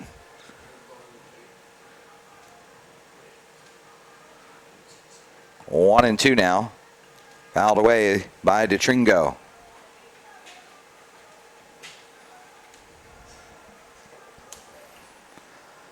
My colleague who just walked up, Chris Dietrich, appears to have had the same type of feeling as me. A little worse for the wear. 1-2. Leslie trying to finish off the Spartans here in the 6th. Breaking ball and a dandy, but DeTringo opting to lay off, and that was a wise move.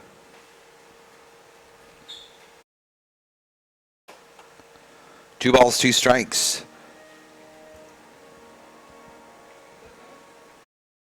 As this one misses inside. And it goes to a full count.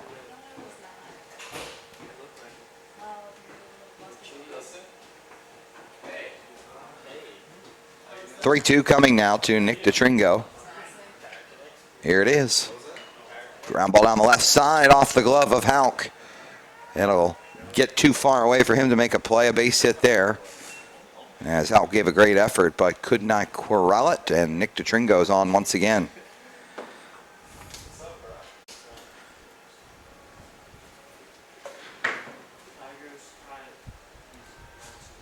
Number 9, center fielder Danny Blair.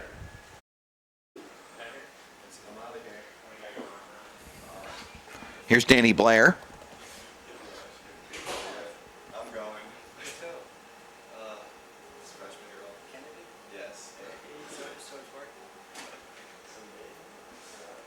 Ball in the dirt.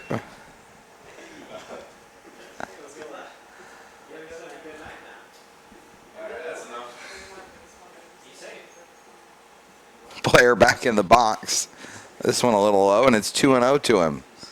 The hit off the glove of Halk was hit sharply, and Leslie now having a hard time coming back against the center fielder Blair. He takes a nice hit at this one. Machado makes another fantastic play, low throw. Tuff digs it out, and the Sailfish get out of things here in the 6th. They've held the Spartans off the board in 3 out of the last 4 innings, but they trail it 7-0. One more look at that great play by Machado.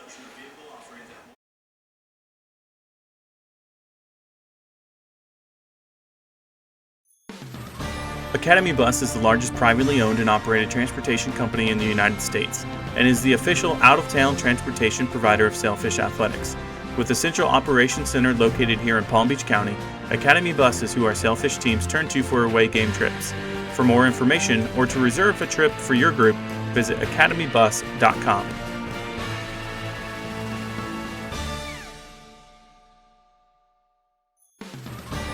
When it comes to a post-game meal celebration, the Sailfish always turn to Buffalo Wild Wings. Founded in 1982 with one restaurant in Columbus, Ohio, Buffalo Wild Wings has grown to at least one location in all 50 states and specialize in providing a fun-filled atmosphere and great-tasting food. Visit the West Palm Beach location at 4576 Okeechobee Boulevard for your next family dinner or group outing.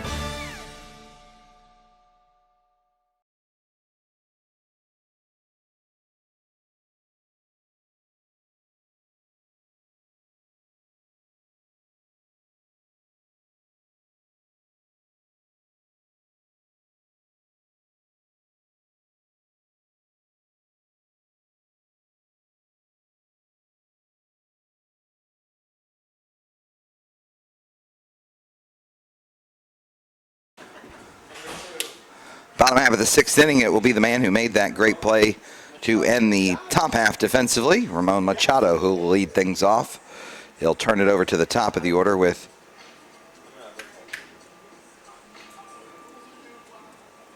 Schwimmer's ready.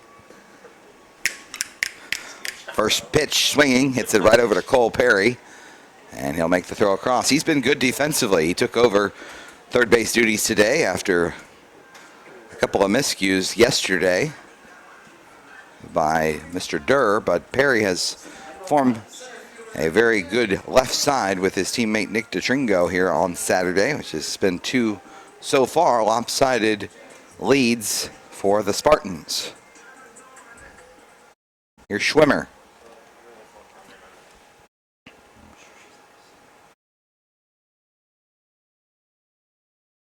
This one's slash foul.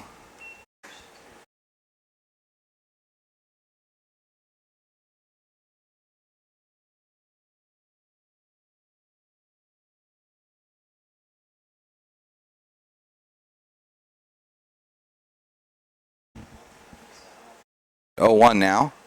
This one grounded sharply down the first base line. That's a fair ball. Schwimmer continues to pile up the extra base hits as he'll motor in for a 1-out double. His 3rd double of the series, 1 in each game. It hasn't been the smoothest of offensive series for the Sailfish. They did plate 7 runs last night, but Derek Schwimmer has had a great series. He's been on consistently, either be a hit or walk, and he's played a great center field.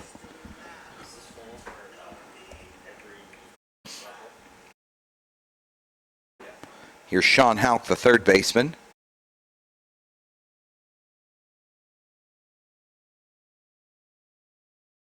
This breaking ball almost hits him. James Reynolds has been very good. He's scattered just 4 hits, and this is his first start of the season. It'd be interesting to know how far he'll go in this game. There is a little bit of activity starting to brew in the bullpen for the UT side, being that he has been a reliever in every outing this season. Wouldn't be sure how long he'd be able to go. Pitch count wise, he's still very manageable. Only 50, make that 61 pitches.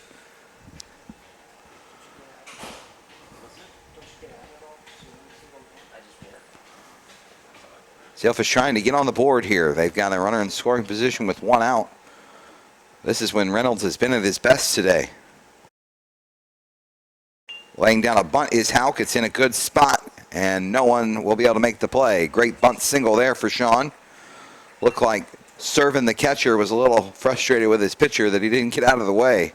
He might have had a chance to spin and fire, but I still don't think he would have been able to get Houck, who gets down the first base line pretty well. Number 25, first baseman Danny Tuffarello.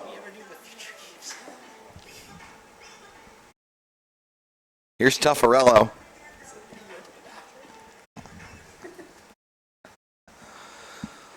Runners at the corners now with 1 out. Sailfish in a good spot here potentially to get their first run.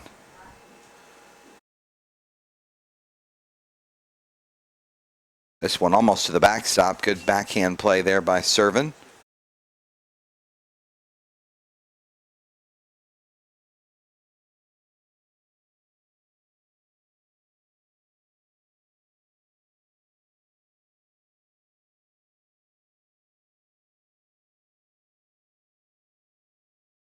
Quick meeting on the mound for the Spartans here as they may delay some time to get their bullpen heated up as McReynolds, and I'm not sure why I made him Irish all of a sudden. It's just Reynolds, not Mick Reynolds. James Reynolds may be getting to that point where he's hitting a bit of a wall because of those previous relief outing stints. He's not worked probably this many pitches in a game this year. Previously had been a starter at Palm Beach State, his junior college. Also spent time as a reliever there as a freshman, but there is activity now in the UT pen.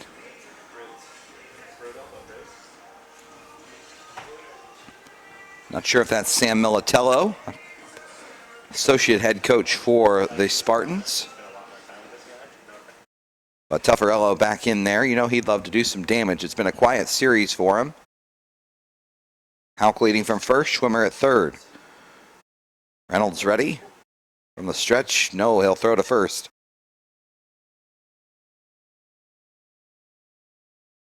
Seven runs, beg your pardon, on 11 hits, and 5 hits for PBA with no runs yet.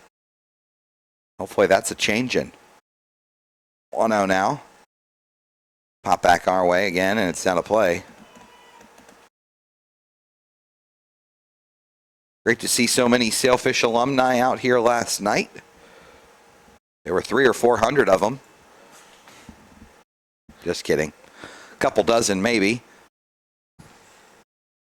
Okay, right around a dozen.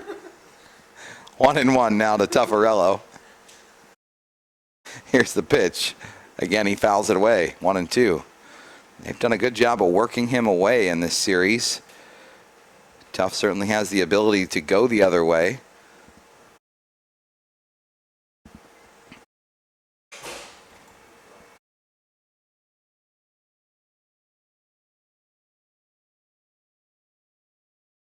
One ball, 2 strikes to him. Another throw over, and Houck dives back.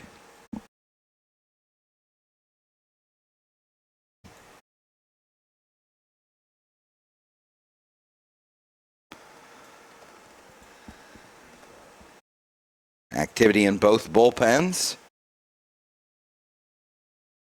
Here's the 1-2 again, now to Danny. He hits it to the left field. A different Danny. Danny Blair comes over, makes the grab. It'll be plenty deep enough. Schwimmer will scamper home, and the Sailfish are on the board. It's 7-1.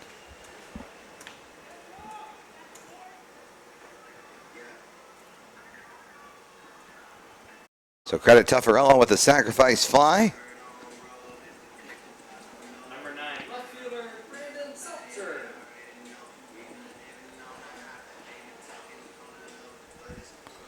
Now Seltzer will look to do some damage. On deck is Mike Santaramita, so it would appear he would pinch hit for Connor Rowland.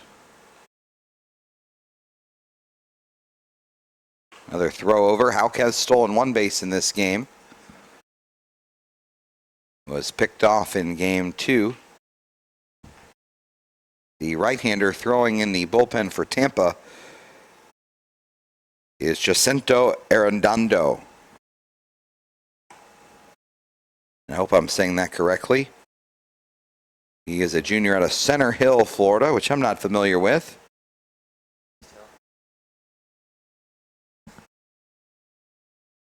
By way of Wallace Community College, which I'm also not familiar with.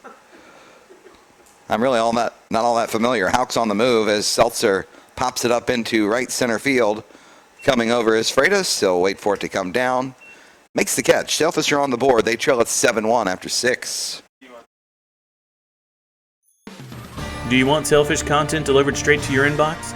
Sign up for the Sailfish Scoop at pbasailfish.com to get customized content delivered directly to your email as soon as it's available online.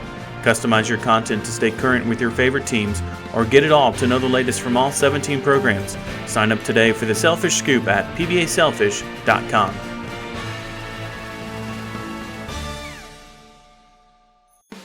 The Sailfish Booster Club is responsible for raising funds to support our athletic teams with travel, uniforms, and equipment.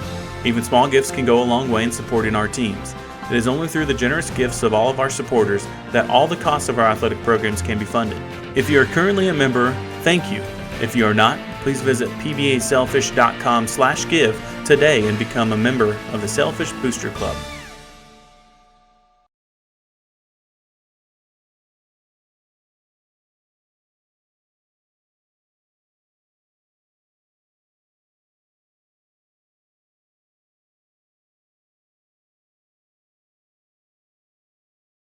As promised, let's go through our upcoming schedule here, shall we? Sailfish will be on the road next weekend as they'll be playing Thursday and Friday with Easter weekend. They'll be at Florida Southern in Lakeland on Thursday, April 18th, and again for a doubleheader on Friday, April 19th, Good Friday, 1 p.m. doubleheader. Then they'll be on the road for a midweek game at Nova Southeastern the following week, their final non-weekend game of the year. And then it'll be here, April 25th and 26th. They'll wrap up their home slate with 3 games against Florida Institute of Technology. And that is your upcoming schedule, brought to you by Henry from henrysbaseballclub.com. Here's Mikey Navarrete.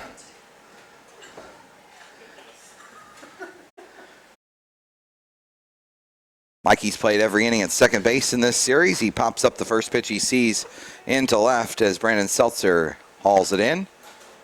1 pitch, 1 out for Matt Leslie here in the top half of the 7th.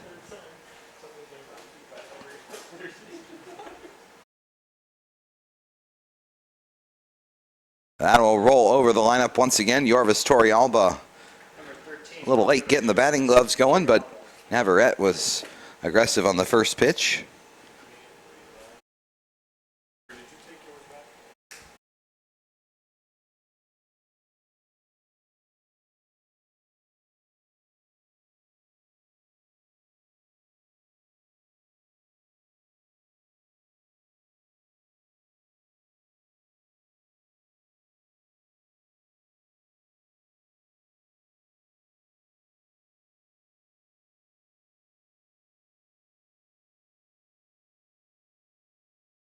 Welcome back here to West Palm Beach. It's 7-1 our score. Just a quick break to talk over some semantics of operations life here at Palm Beach Atlantic. Yorvis Torrealba back in the box, down 0-2. Here's the pitch. Fights that one off. Leslie's been solid in relief since coming in as the third pitcher of the day for Palm Beach Atlantic after Lance Fry and Heath Hawkins.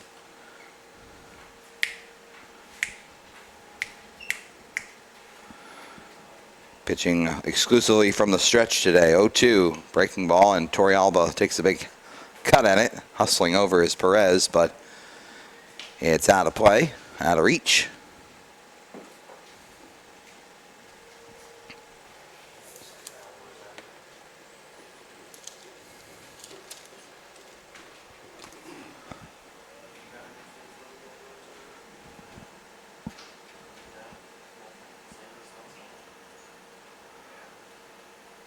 Torrealba back in there with the 0-2 count.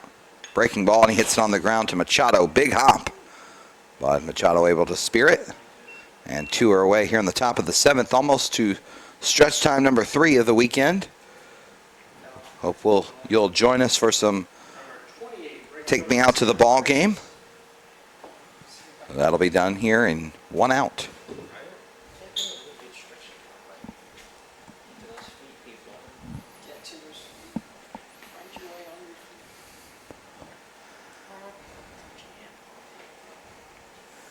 That'll bring up Freitas. Freitas has walked twice and singled in this game. Leslie doing a good job, though, in a tough situation here, down 7-1. Sailfish have 9 outs to work with. They got 1 run back in the bottom of the 6th. I'm going to guess Reynolds' day is likely done. They're still throwing in the bullpen. They might send him back out, but being that his pitch count was starting to get up there for a guy who had been strictly a reliever.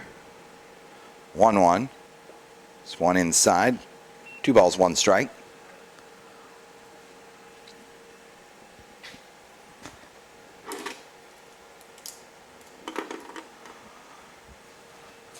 Leslie trying to put together a perfect inning here. Too high, and Freitas, who's been patient all series, lays off that one. Nick Durr waiting on deck. Durr 2 for 4 today. Big cut there, and Freitas just missed. He fouled it back to the netting.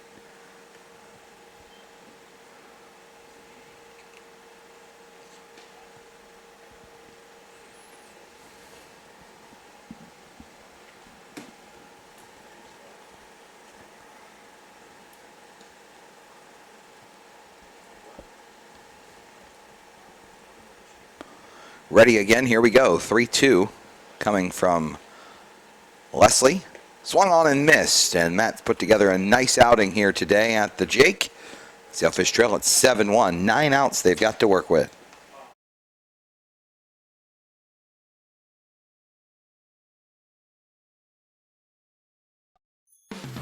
Do you want Sailfish content delivered straight to your inbox?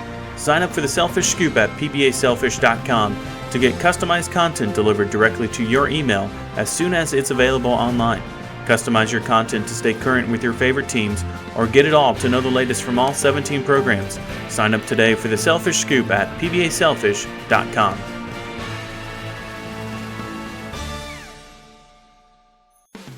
The Sailfish Booster Club is responsible for raising funds to support our athletic teams with travel, uniforms, and equipment. Even small gifts can go a long way in supporting our teams. It is only through the generous gifts of all of our supporters that all the costs of our athletic programs can be funded. If you are currently a member, thank you. If you are not, please visit pbasailfish.com/give today and become a member of the Sailfish Booster Club.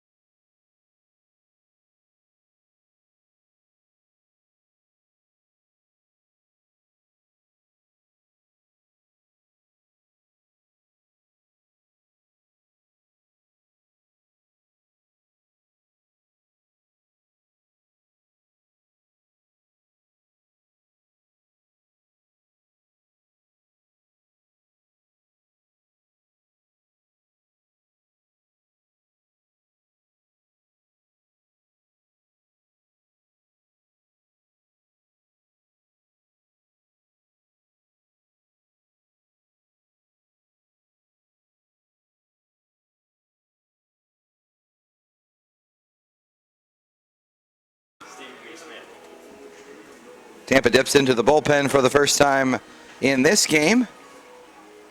They call upon right-hander number 21, Jacinto Arredondo.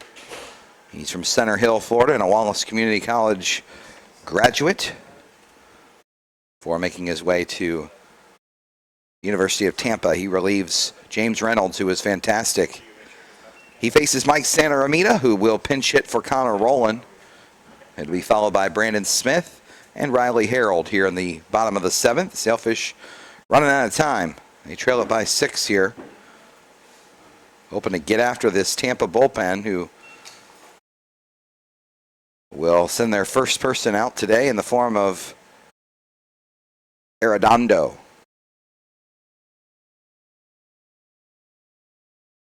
Santaramita has appeared in both games today. Takes a strike there after faking the bunt. Arredondo and Sailfish reliever Kevin Nunez might trade some secrets after the game. They both pitched very similarly with a interesting leap towards the plate. Nunez is a little bit more pronounced than Arredondo's, but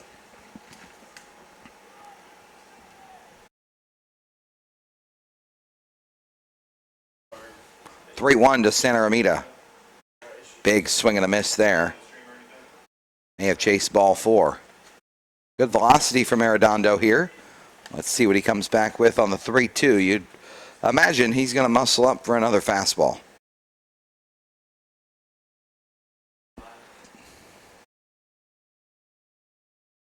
Here it comes. Just off the plate. I think maybe everyone in the ballpark was expecting to see a strike 3. But instead, it's a ball 4. And Santaramita's aboard to start the bottom of the 7th.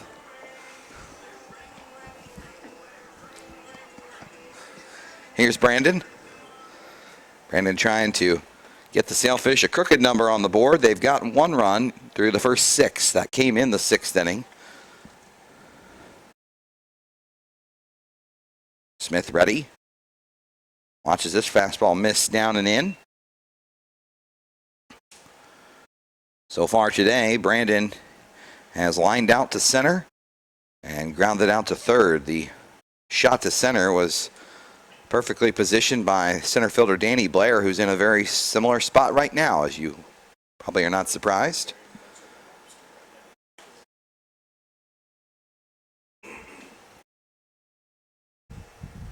Oh my. As there's going to be a meeting on the mound between Arredondo and Danny Servin.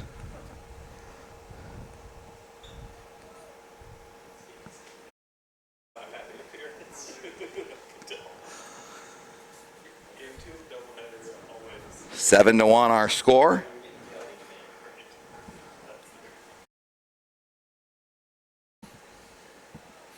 Two balls, no strikes. Here it comes. Ground ball left side. Tringo will try and start the 6-4-3 double play. That's come through for the Spartans in fine order this weekend. Tringo's been the man to start each of them.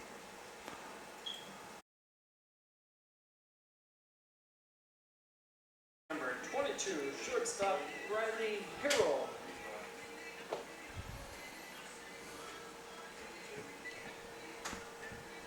Here's Riley.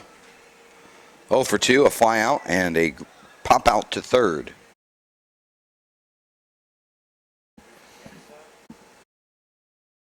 Arredondo trying to work around the leadoff walk. He got the ground ball double play he needed.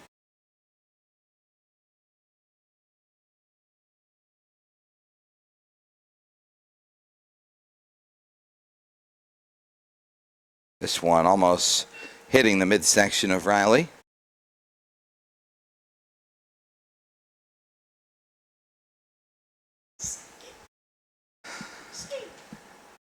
Some cloud cover coming overhead, giving some of the players a little bit of relief as it's been a bright, hot day, but a beautiful one for baseball.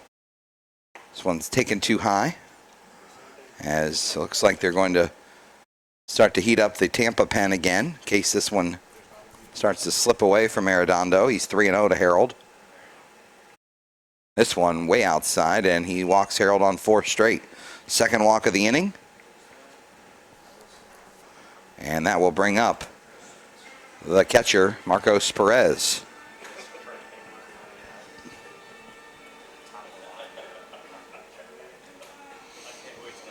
Number 5, catcher Marcos Perez.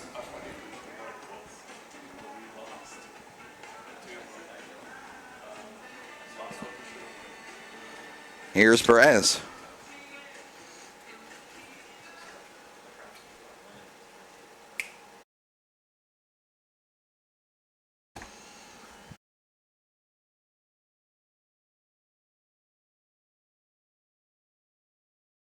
This one on the inside corner.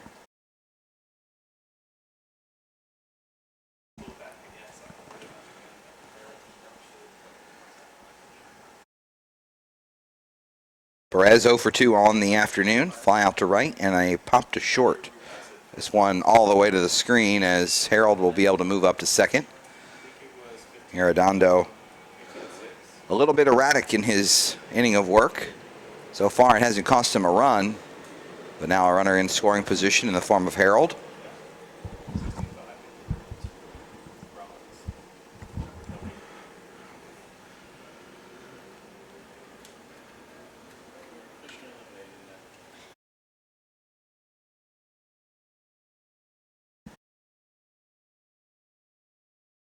One ball, one strike to the Sailfish catcher. Arredondo checks and delivers. This one fouled away as Perez chased one just above the belt.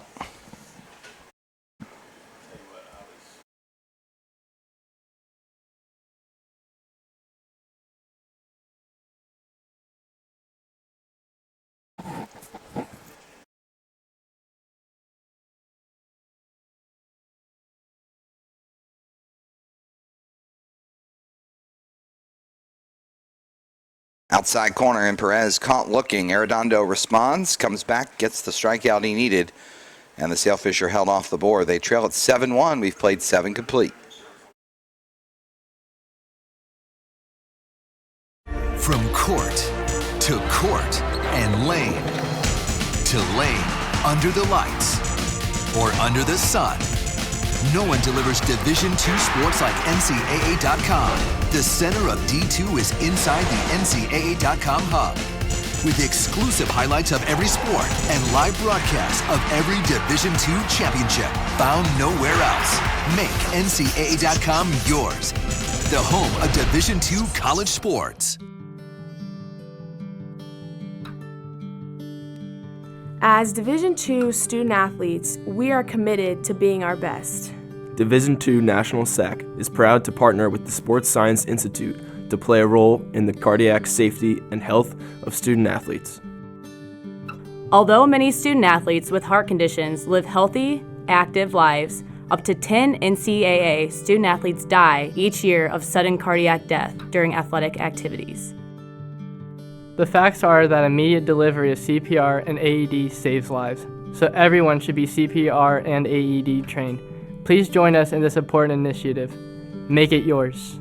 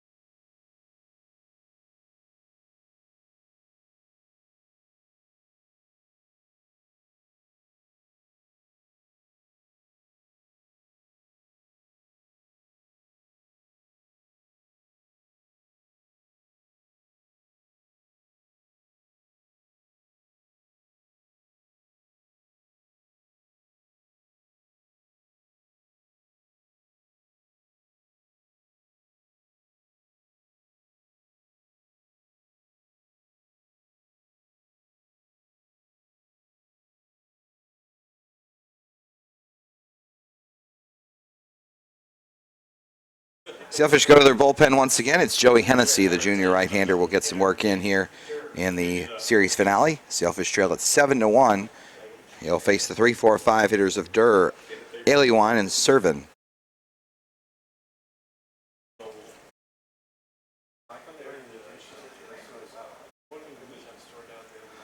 Joey's first offering misses up high and away.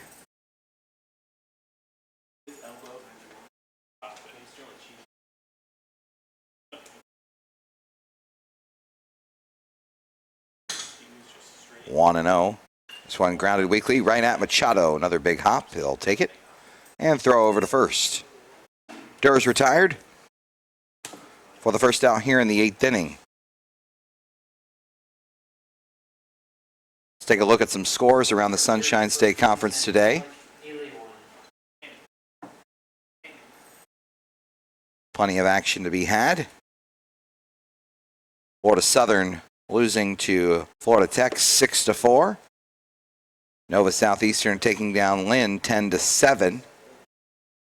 This one on the outside corner to Aliwine for a strike. Eckerd beating Embry-Riddle, winning that series with a 7-6 victory. Barry in non-conference action taking on Montevallo, winning 8-1. St. Leo and Rollins tied 2-2 in the 5th. Eckerd leading Embry-Riddle, going for that sweep in Daytona Beach. 7-1 in the top of the 7th. Barry leading Montevallo in game 2, 8-5. They'll wrap up that series with a game tomorrow down in Miami Shores. Rollins did take down St. Leo earlier today, 9-8. Lynn and Nova also will do battle tomorrow, as this one's chopped weakly towards Riley Harold. He'll scoop and throw and get his man. So good work so far by Hennessy.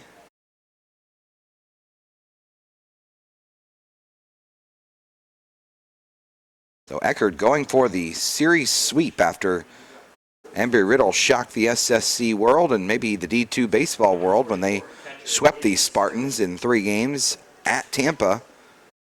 They were all pretty close games, but Sailfish able to take them down, or excuse me, the Eagles.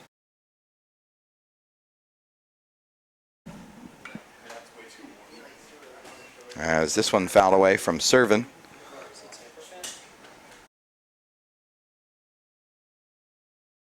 Servin's had a good showing at the plate in this series and behind the plate, done a nice job.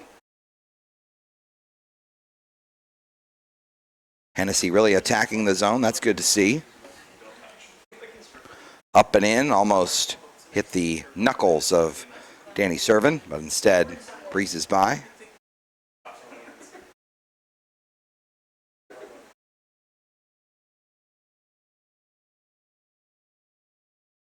One now, 2 outs here in the top of the 8th. Hennessy delivers. Good action on that pitch, but it misses away.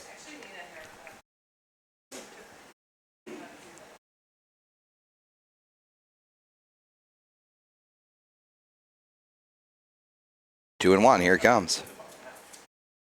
This one a big cut and fouls it back.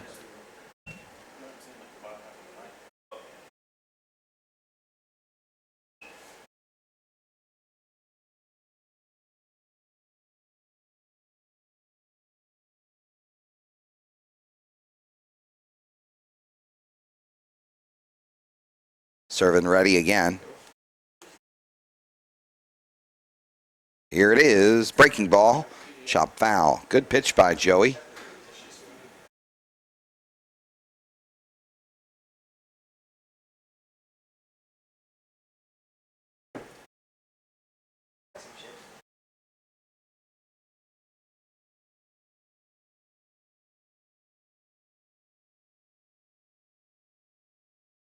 Two. Here it is again. Big swing there as Servin comes up empty. They have foul tipped it into the glove, says our home plate umpire. One more look here at this good hard fastball. Into the glove of Perez. He holds on. We go to the bottom of the 8th, 7-1. Spartans in front. If I lose, I'll respond with respect. If I win, I'll back it up with humility. If I fail, I'll rise up with honor. It's tough for us to put it all on the line. Don't undo my hard work with poor sportsmanship. Respect. It's the name of the game. There are over 480,000 college athletes. Only 2% would go pro. That means over 470,000 will not get a shoe contract. No autographs. No private jets. No fan clubs. No Hall of Fame inductions. Instead, they will walk away with something much more valuable.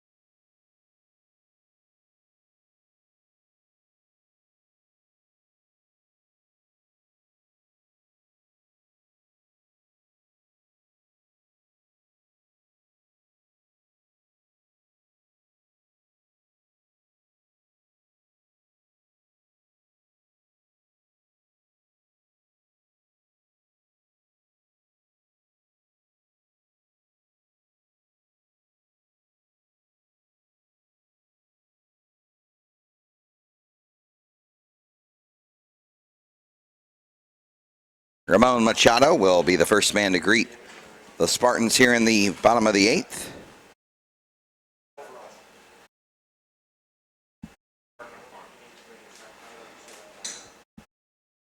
First pitch in from Arredondo is a called strike. He goes into his second inning of work.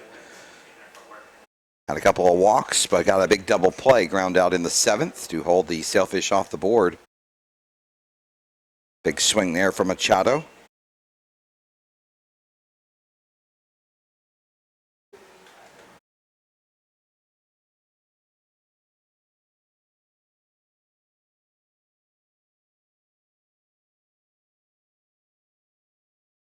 Tampa trying to bounce back from their series sweep at the hands of Embry-Riddle last weekend. The Sailfish coming off a series win at Miami Shores with Barry, as this one's popped up left side, and Perry makes the easy grab.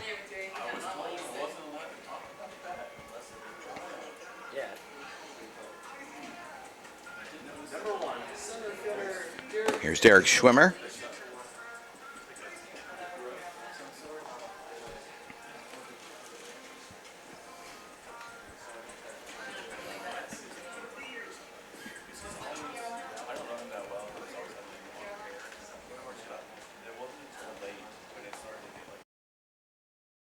Here's Schwimmer in the box, ready to go. Arredondo pumping strikes here in this 8th inning.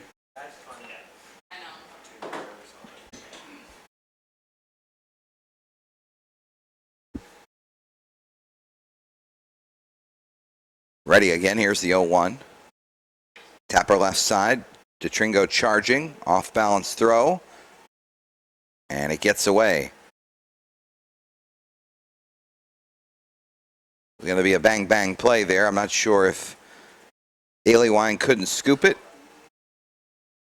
or it was a bad throw in general, but Schwimmer was running through the bag as the ball came over there. So he'll get the single. 6th hit of the game for Palm Beach Atlantic. Swim with one out here in the 8th. Sailfish would love to make this one interesting if they could get a couple on and then someone pop one. But they got a ways to go. Arredondo steps off momentarily.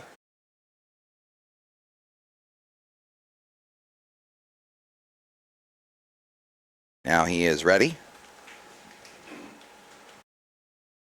Fouled away from Houck. He's got a pretty good series with the bat.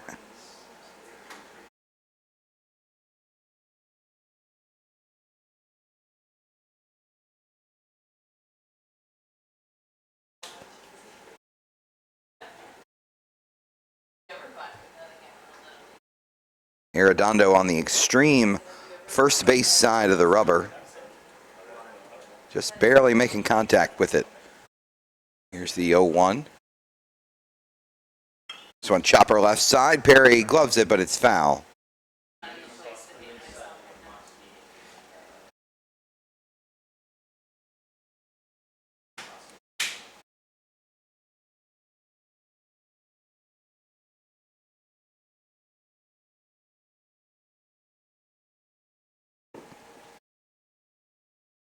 So Houck down in the count 0-2.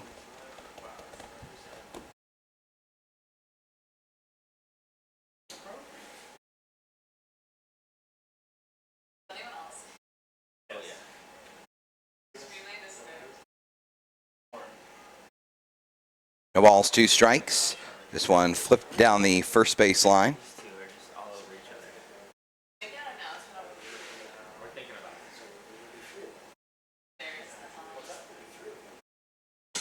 Just a reminder, fans, to keep your hands to yourself. Leave room for Jesus. No balls, 2 strikes. Houck trying to continue the at-bat.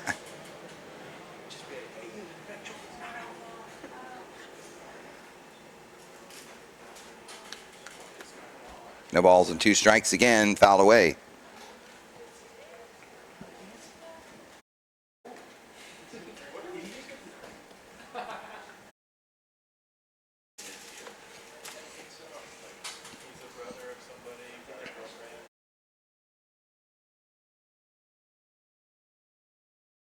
No balls, 2 strikes to Sean Houck. Schwimmer leads from first. Here's the Arredondo pitch. Laced down the right field line. That will get down. Schwimmer will cut the bag at second and head for third. And Houck continues his good hitting. Fighting off several tough pitches. And getting the 0-2 down the first base line. And now the Sailfish once again are in business.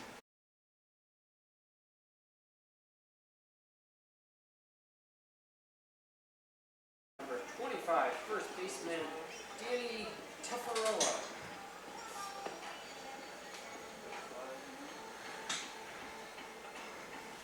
That'll bring up Tuffarello.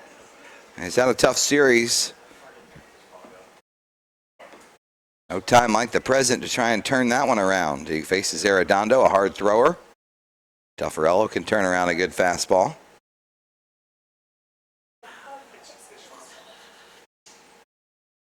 He does swing at the first one he gets, but fouls it back.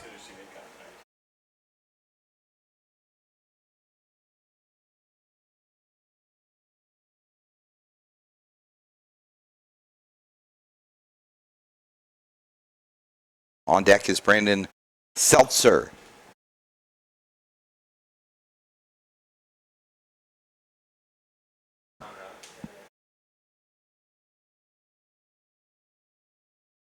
A 1 pitch. They set up away. And he misses downstairs. It's even now 1-1 with 1 out here in the bottom of the 8th. There is activity in the Tampa pen in case this one gets away from Arredondo. We saw Beck, the closer for UT, last night in a brief appearance.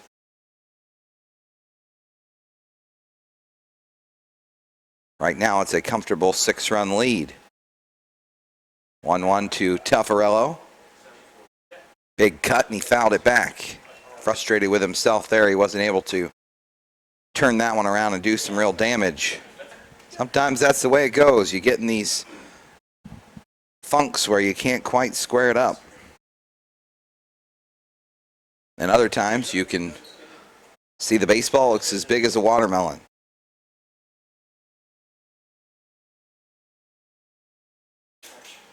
One ball, 2 strikes.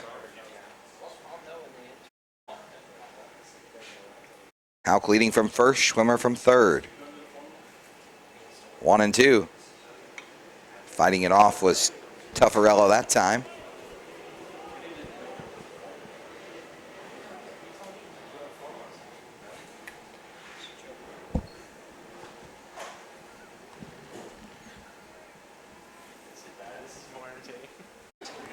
Titty twisters.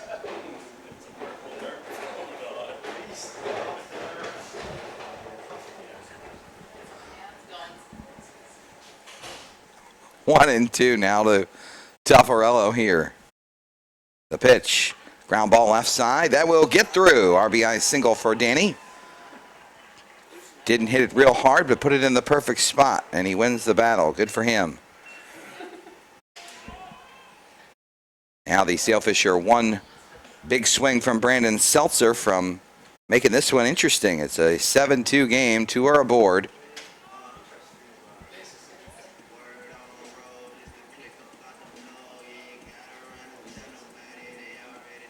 Number 9, left fielder, Brandon Seltzer.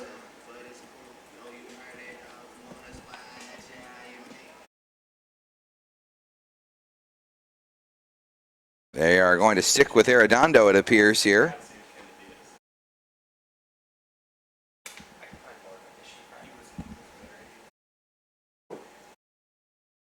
Here it comes.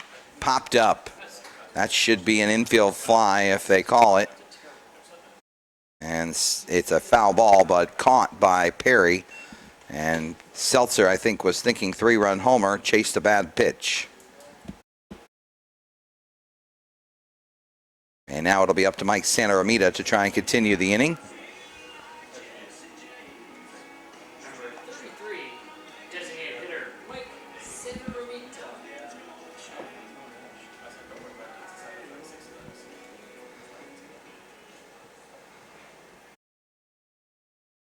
Santa in for his second at-bat in this game.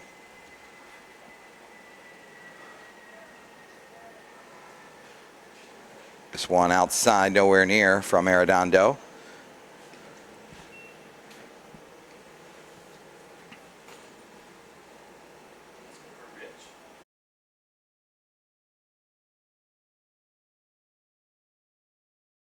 One 1-0 to Santaramita, who's the DH in this one.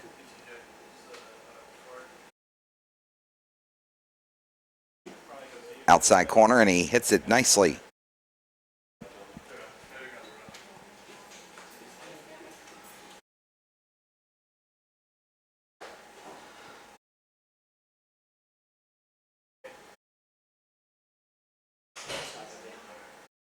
One and one. Big swing and a miss. That's getting comfortable.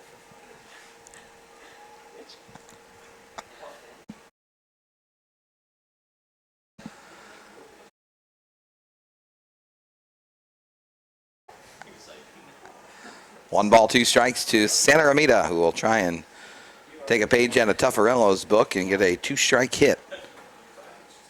Houck out at second, Tuff at first. Here's the offering. Swung on and missed. Santaramita is retired on strikes. We played 8, 7-2. Sailfish trail it.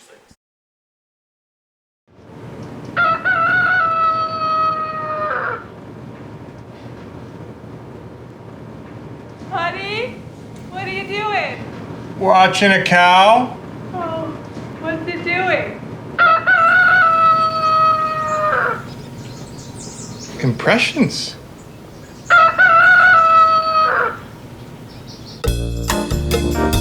Start your day with the new Hash Brown Scramble Bowl from Chick-fil-A.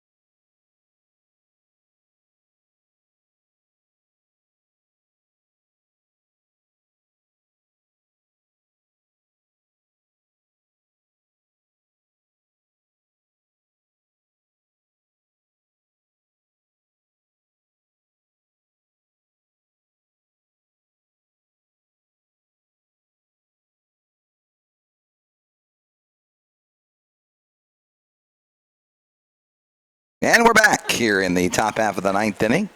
Cole Perry will lead things off for the Spartans. It'll be followed by Nick DeTringo.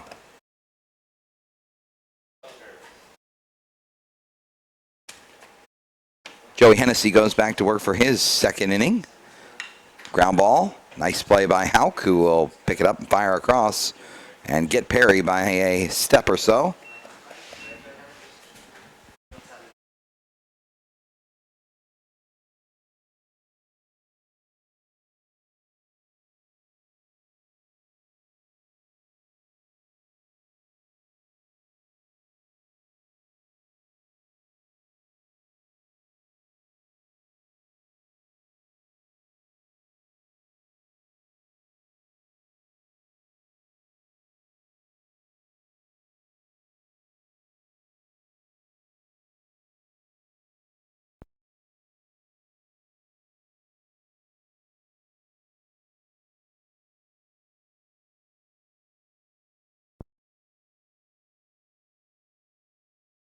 One out here in the top of the ninth. One strike to Nick DeTringo. This one misses high and away. Ball one. Yeah, but I accidentally did swing strike instead of first. I didn't realize there was a difference. First one, because it should be a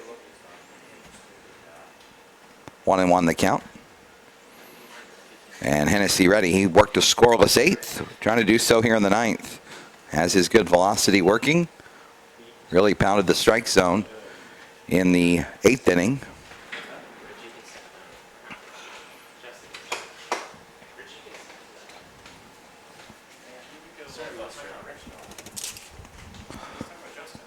Hennessy back to work. Nice breaking ball there, and it's 2-2. Girls are expensive. That's not why. Don't lie, bro. Bro. Think someone rejected him. 2 balls, 2 strikes. Top of the ninth. Hennessy trying to work himself out of this and get his team back up there for what would be a memorable bottom half of the ninth if they could come back and tie this or take the lead. Would be a tall feat, though, trailing 5. 3-2 pitch to DeTringo. Popped up. Machado drifting out. Over the shoulder, he'll make the catch. 2 up, 2 down for Joey. It's been a good outing for Hennessy. Had a bit of an up and down junior year. Has been a reliable bullpen arm for his now almost 3 seasons. Has all the stuff in the world to really dominate the Division II level, and at times does. But sometimes his command loses him, and he's been a little erratic. Here's Danny Blair. He's had a nice series, playing center field. This one too high.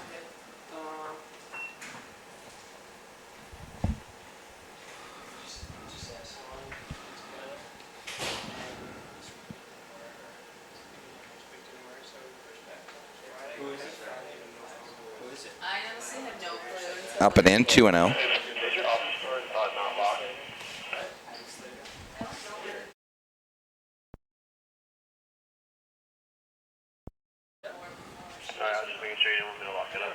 Blair up in the count, 2-0.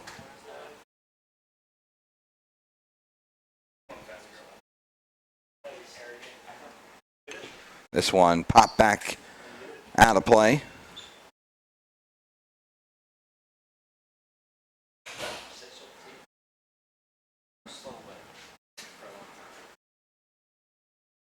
Two balls and 1 strike to Danny Blair as Hennessy tries to shut the door here on the top of the ninth. Inside 3-1.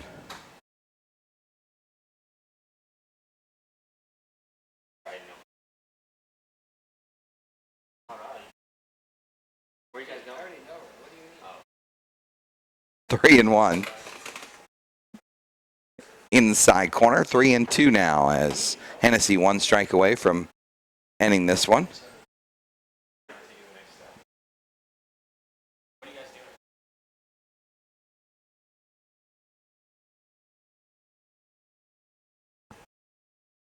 3-2 to Danny Blair. Breaking balls taken, strike 3. Blair tossed the bat aside, thought he had worked the walk. Instead, it's strike 3. One more look here. Was it a high strike? Maybe so, but pretty good pitch by Joey Hennessy. We go to the bottom of the ninth. The Sailfish Booster Club is responsible for raising funds to support our athletic teams with travel, uniforms, and equipment. Even small gifts can go a long way in supporting our teams. It is only through the generous gifts of all of our supporters that all the costs of our athletic programs can be funded. If you are currently a member, thank you. If you are not, please visit pbasailfish.com/give today and become a member of the Sailfish Booster Club. Are you in need of the latest sailfish gear? Visit pbasailfishgear.com for all the best in sailfish products. The official online store of PBA Athletics has everything from t-shirts, sweatshirts, and polos to drinkware, business accessories, and even pet supplies.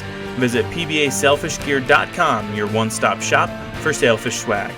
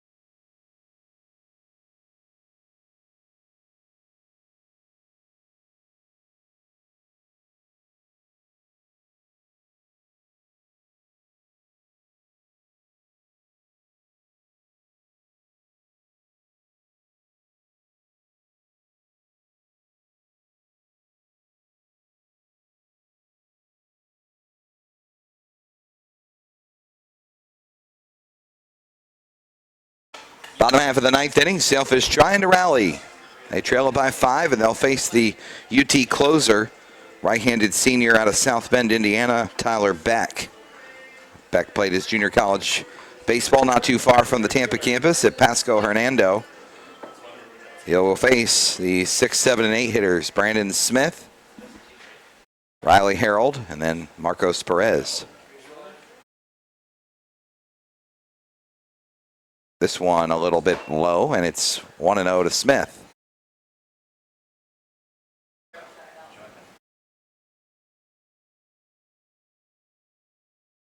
(1-0) now to Smitty. This one's down low. Beck came in and got a ground ball that Nick Durr wasn't able to field cleanly, or throw cleanly, I should say, in last night's game. Well, that was really all she wrote for Beck's outing. That one in there for a strike, 2-1. Smith obviously taking there, trying to work his way on any way he can.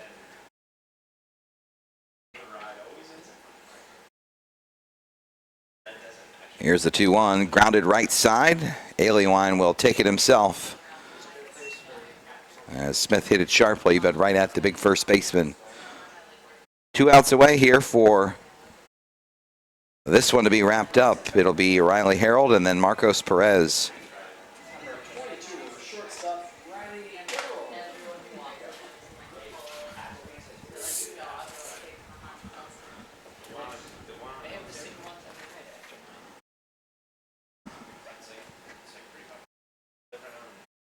Here's the first offering to him. Down and in for a strike.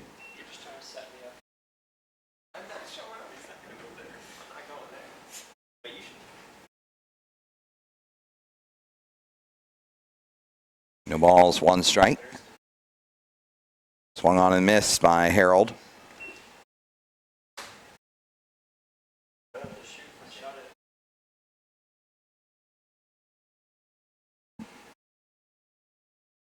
Oh, and 2 to the PBA shortstop, trying to keep this inning going. Tapper right side. Aliwine comes off the bag. Will now flip to the covering Beck, and quickly 2 are away. Just a reminder, we'll be back with you in 2 weeks, Thursday and Friday. Florida Tech will be in town for the final SSC home series for PBA on the 2019 calendar.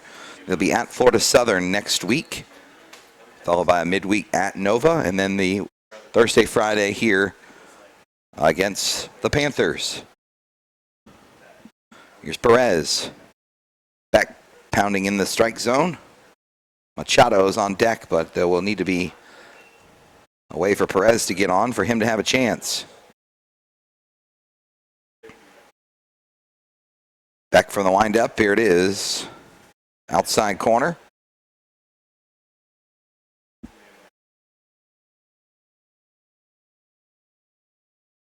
Sailfish down to their final strike here.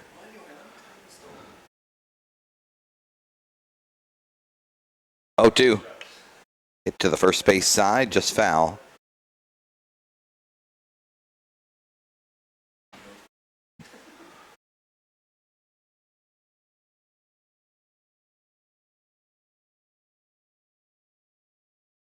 Oh, 2. Beck back again. Here it comes. Up and in as Perez is backed off the plate.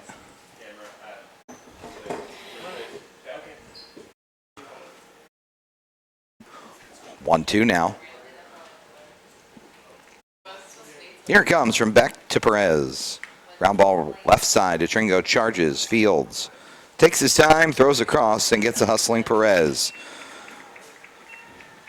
Saturday's been all Spartans, unfortunately, for the Sailfish as they take the doubleheader and take the series 2-1. Sailfish winning 7-4 last night to earn the opening win, but it was all Spartans today. They win 11-2 and 7-2 to take the SSC series in dominant fashion here on Saturday, spoiling PBA's senior day. It was a beautiful day for baseball and well-played baseball at times, but the Spartans do come out victorious in both ends here. They improved to 27-11 and 13-8 in the SSC, and will move back, I believe, 1 game behind Embry-Riddle in the SSC standings.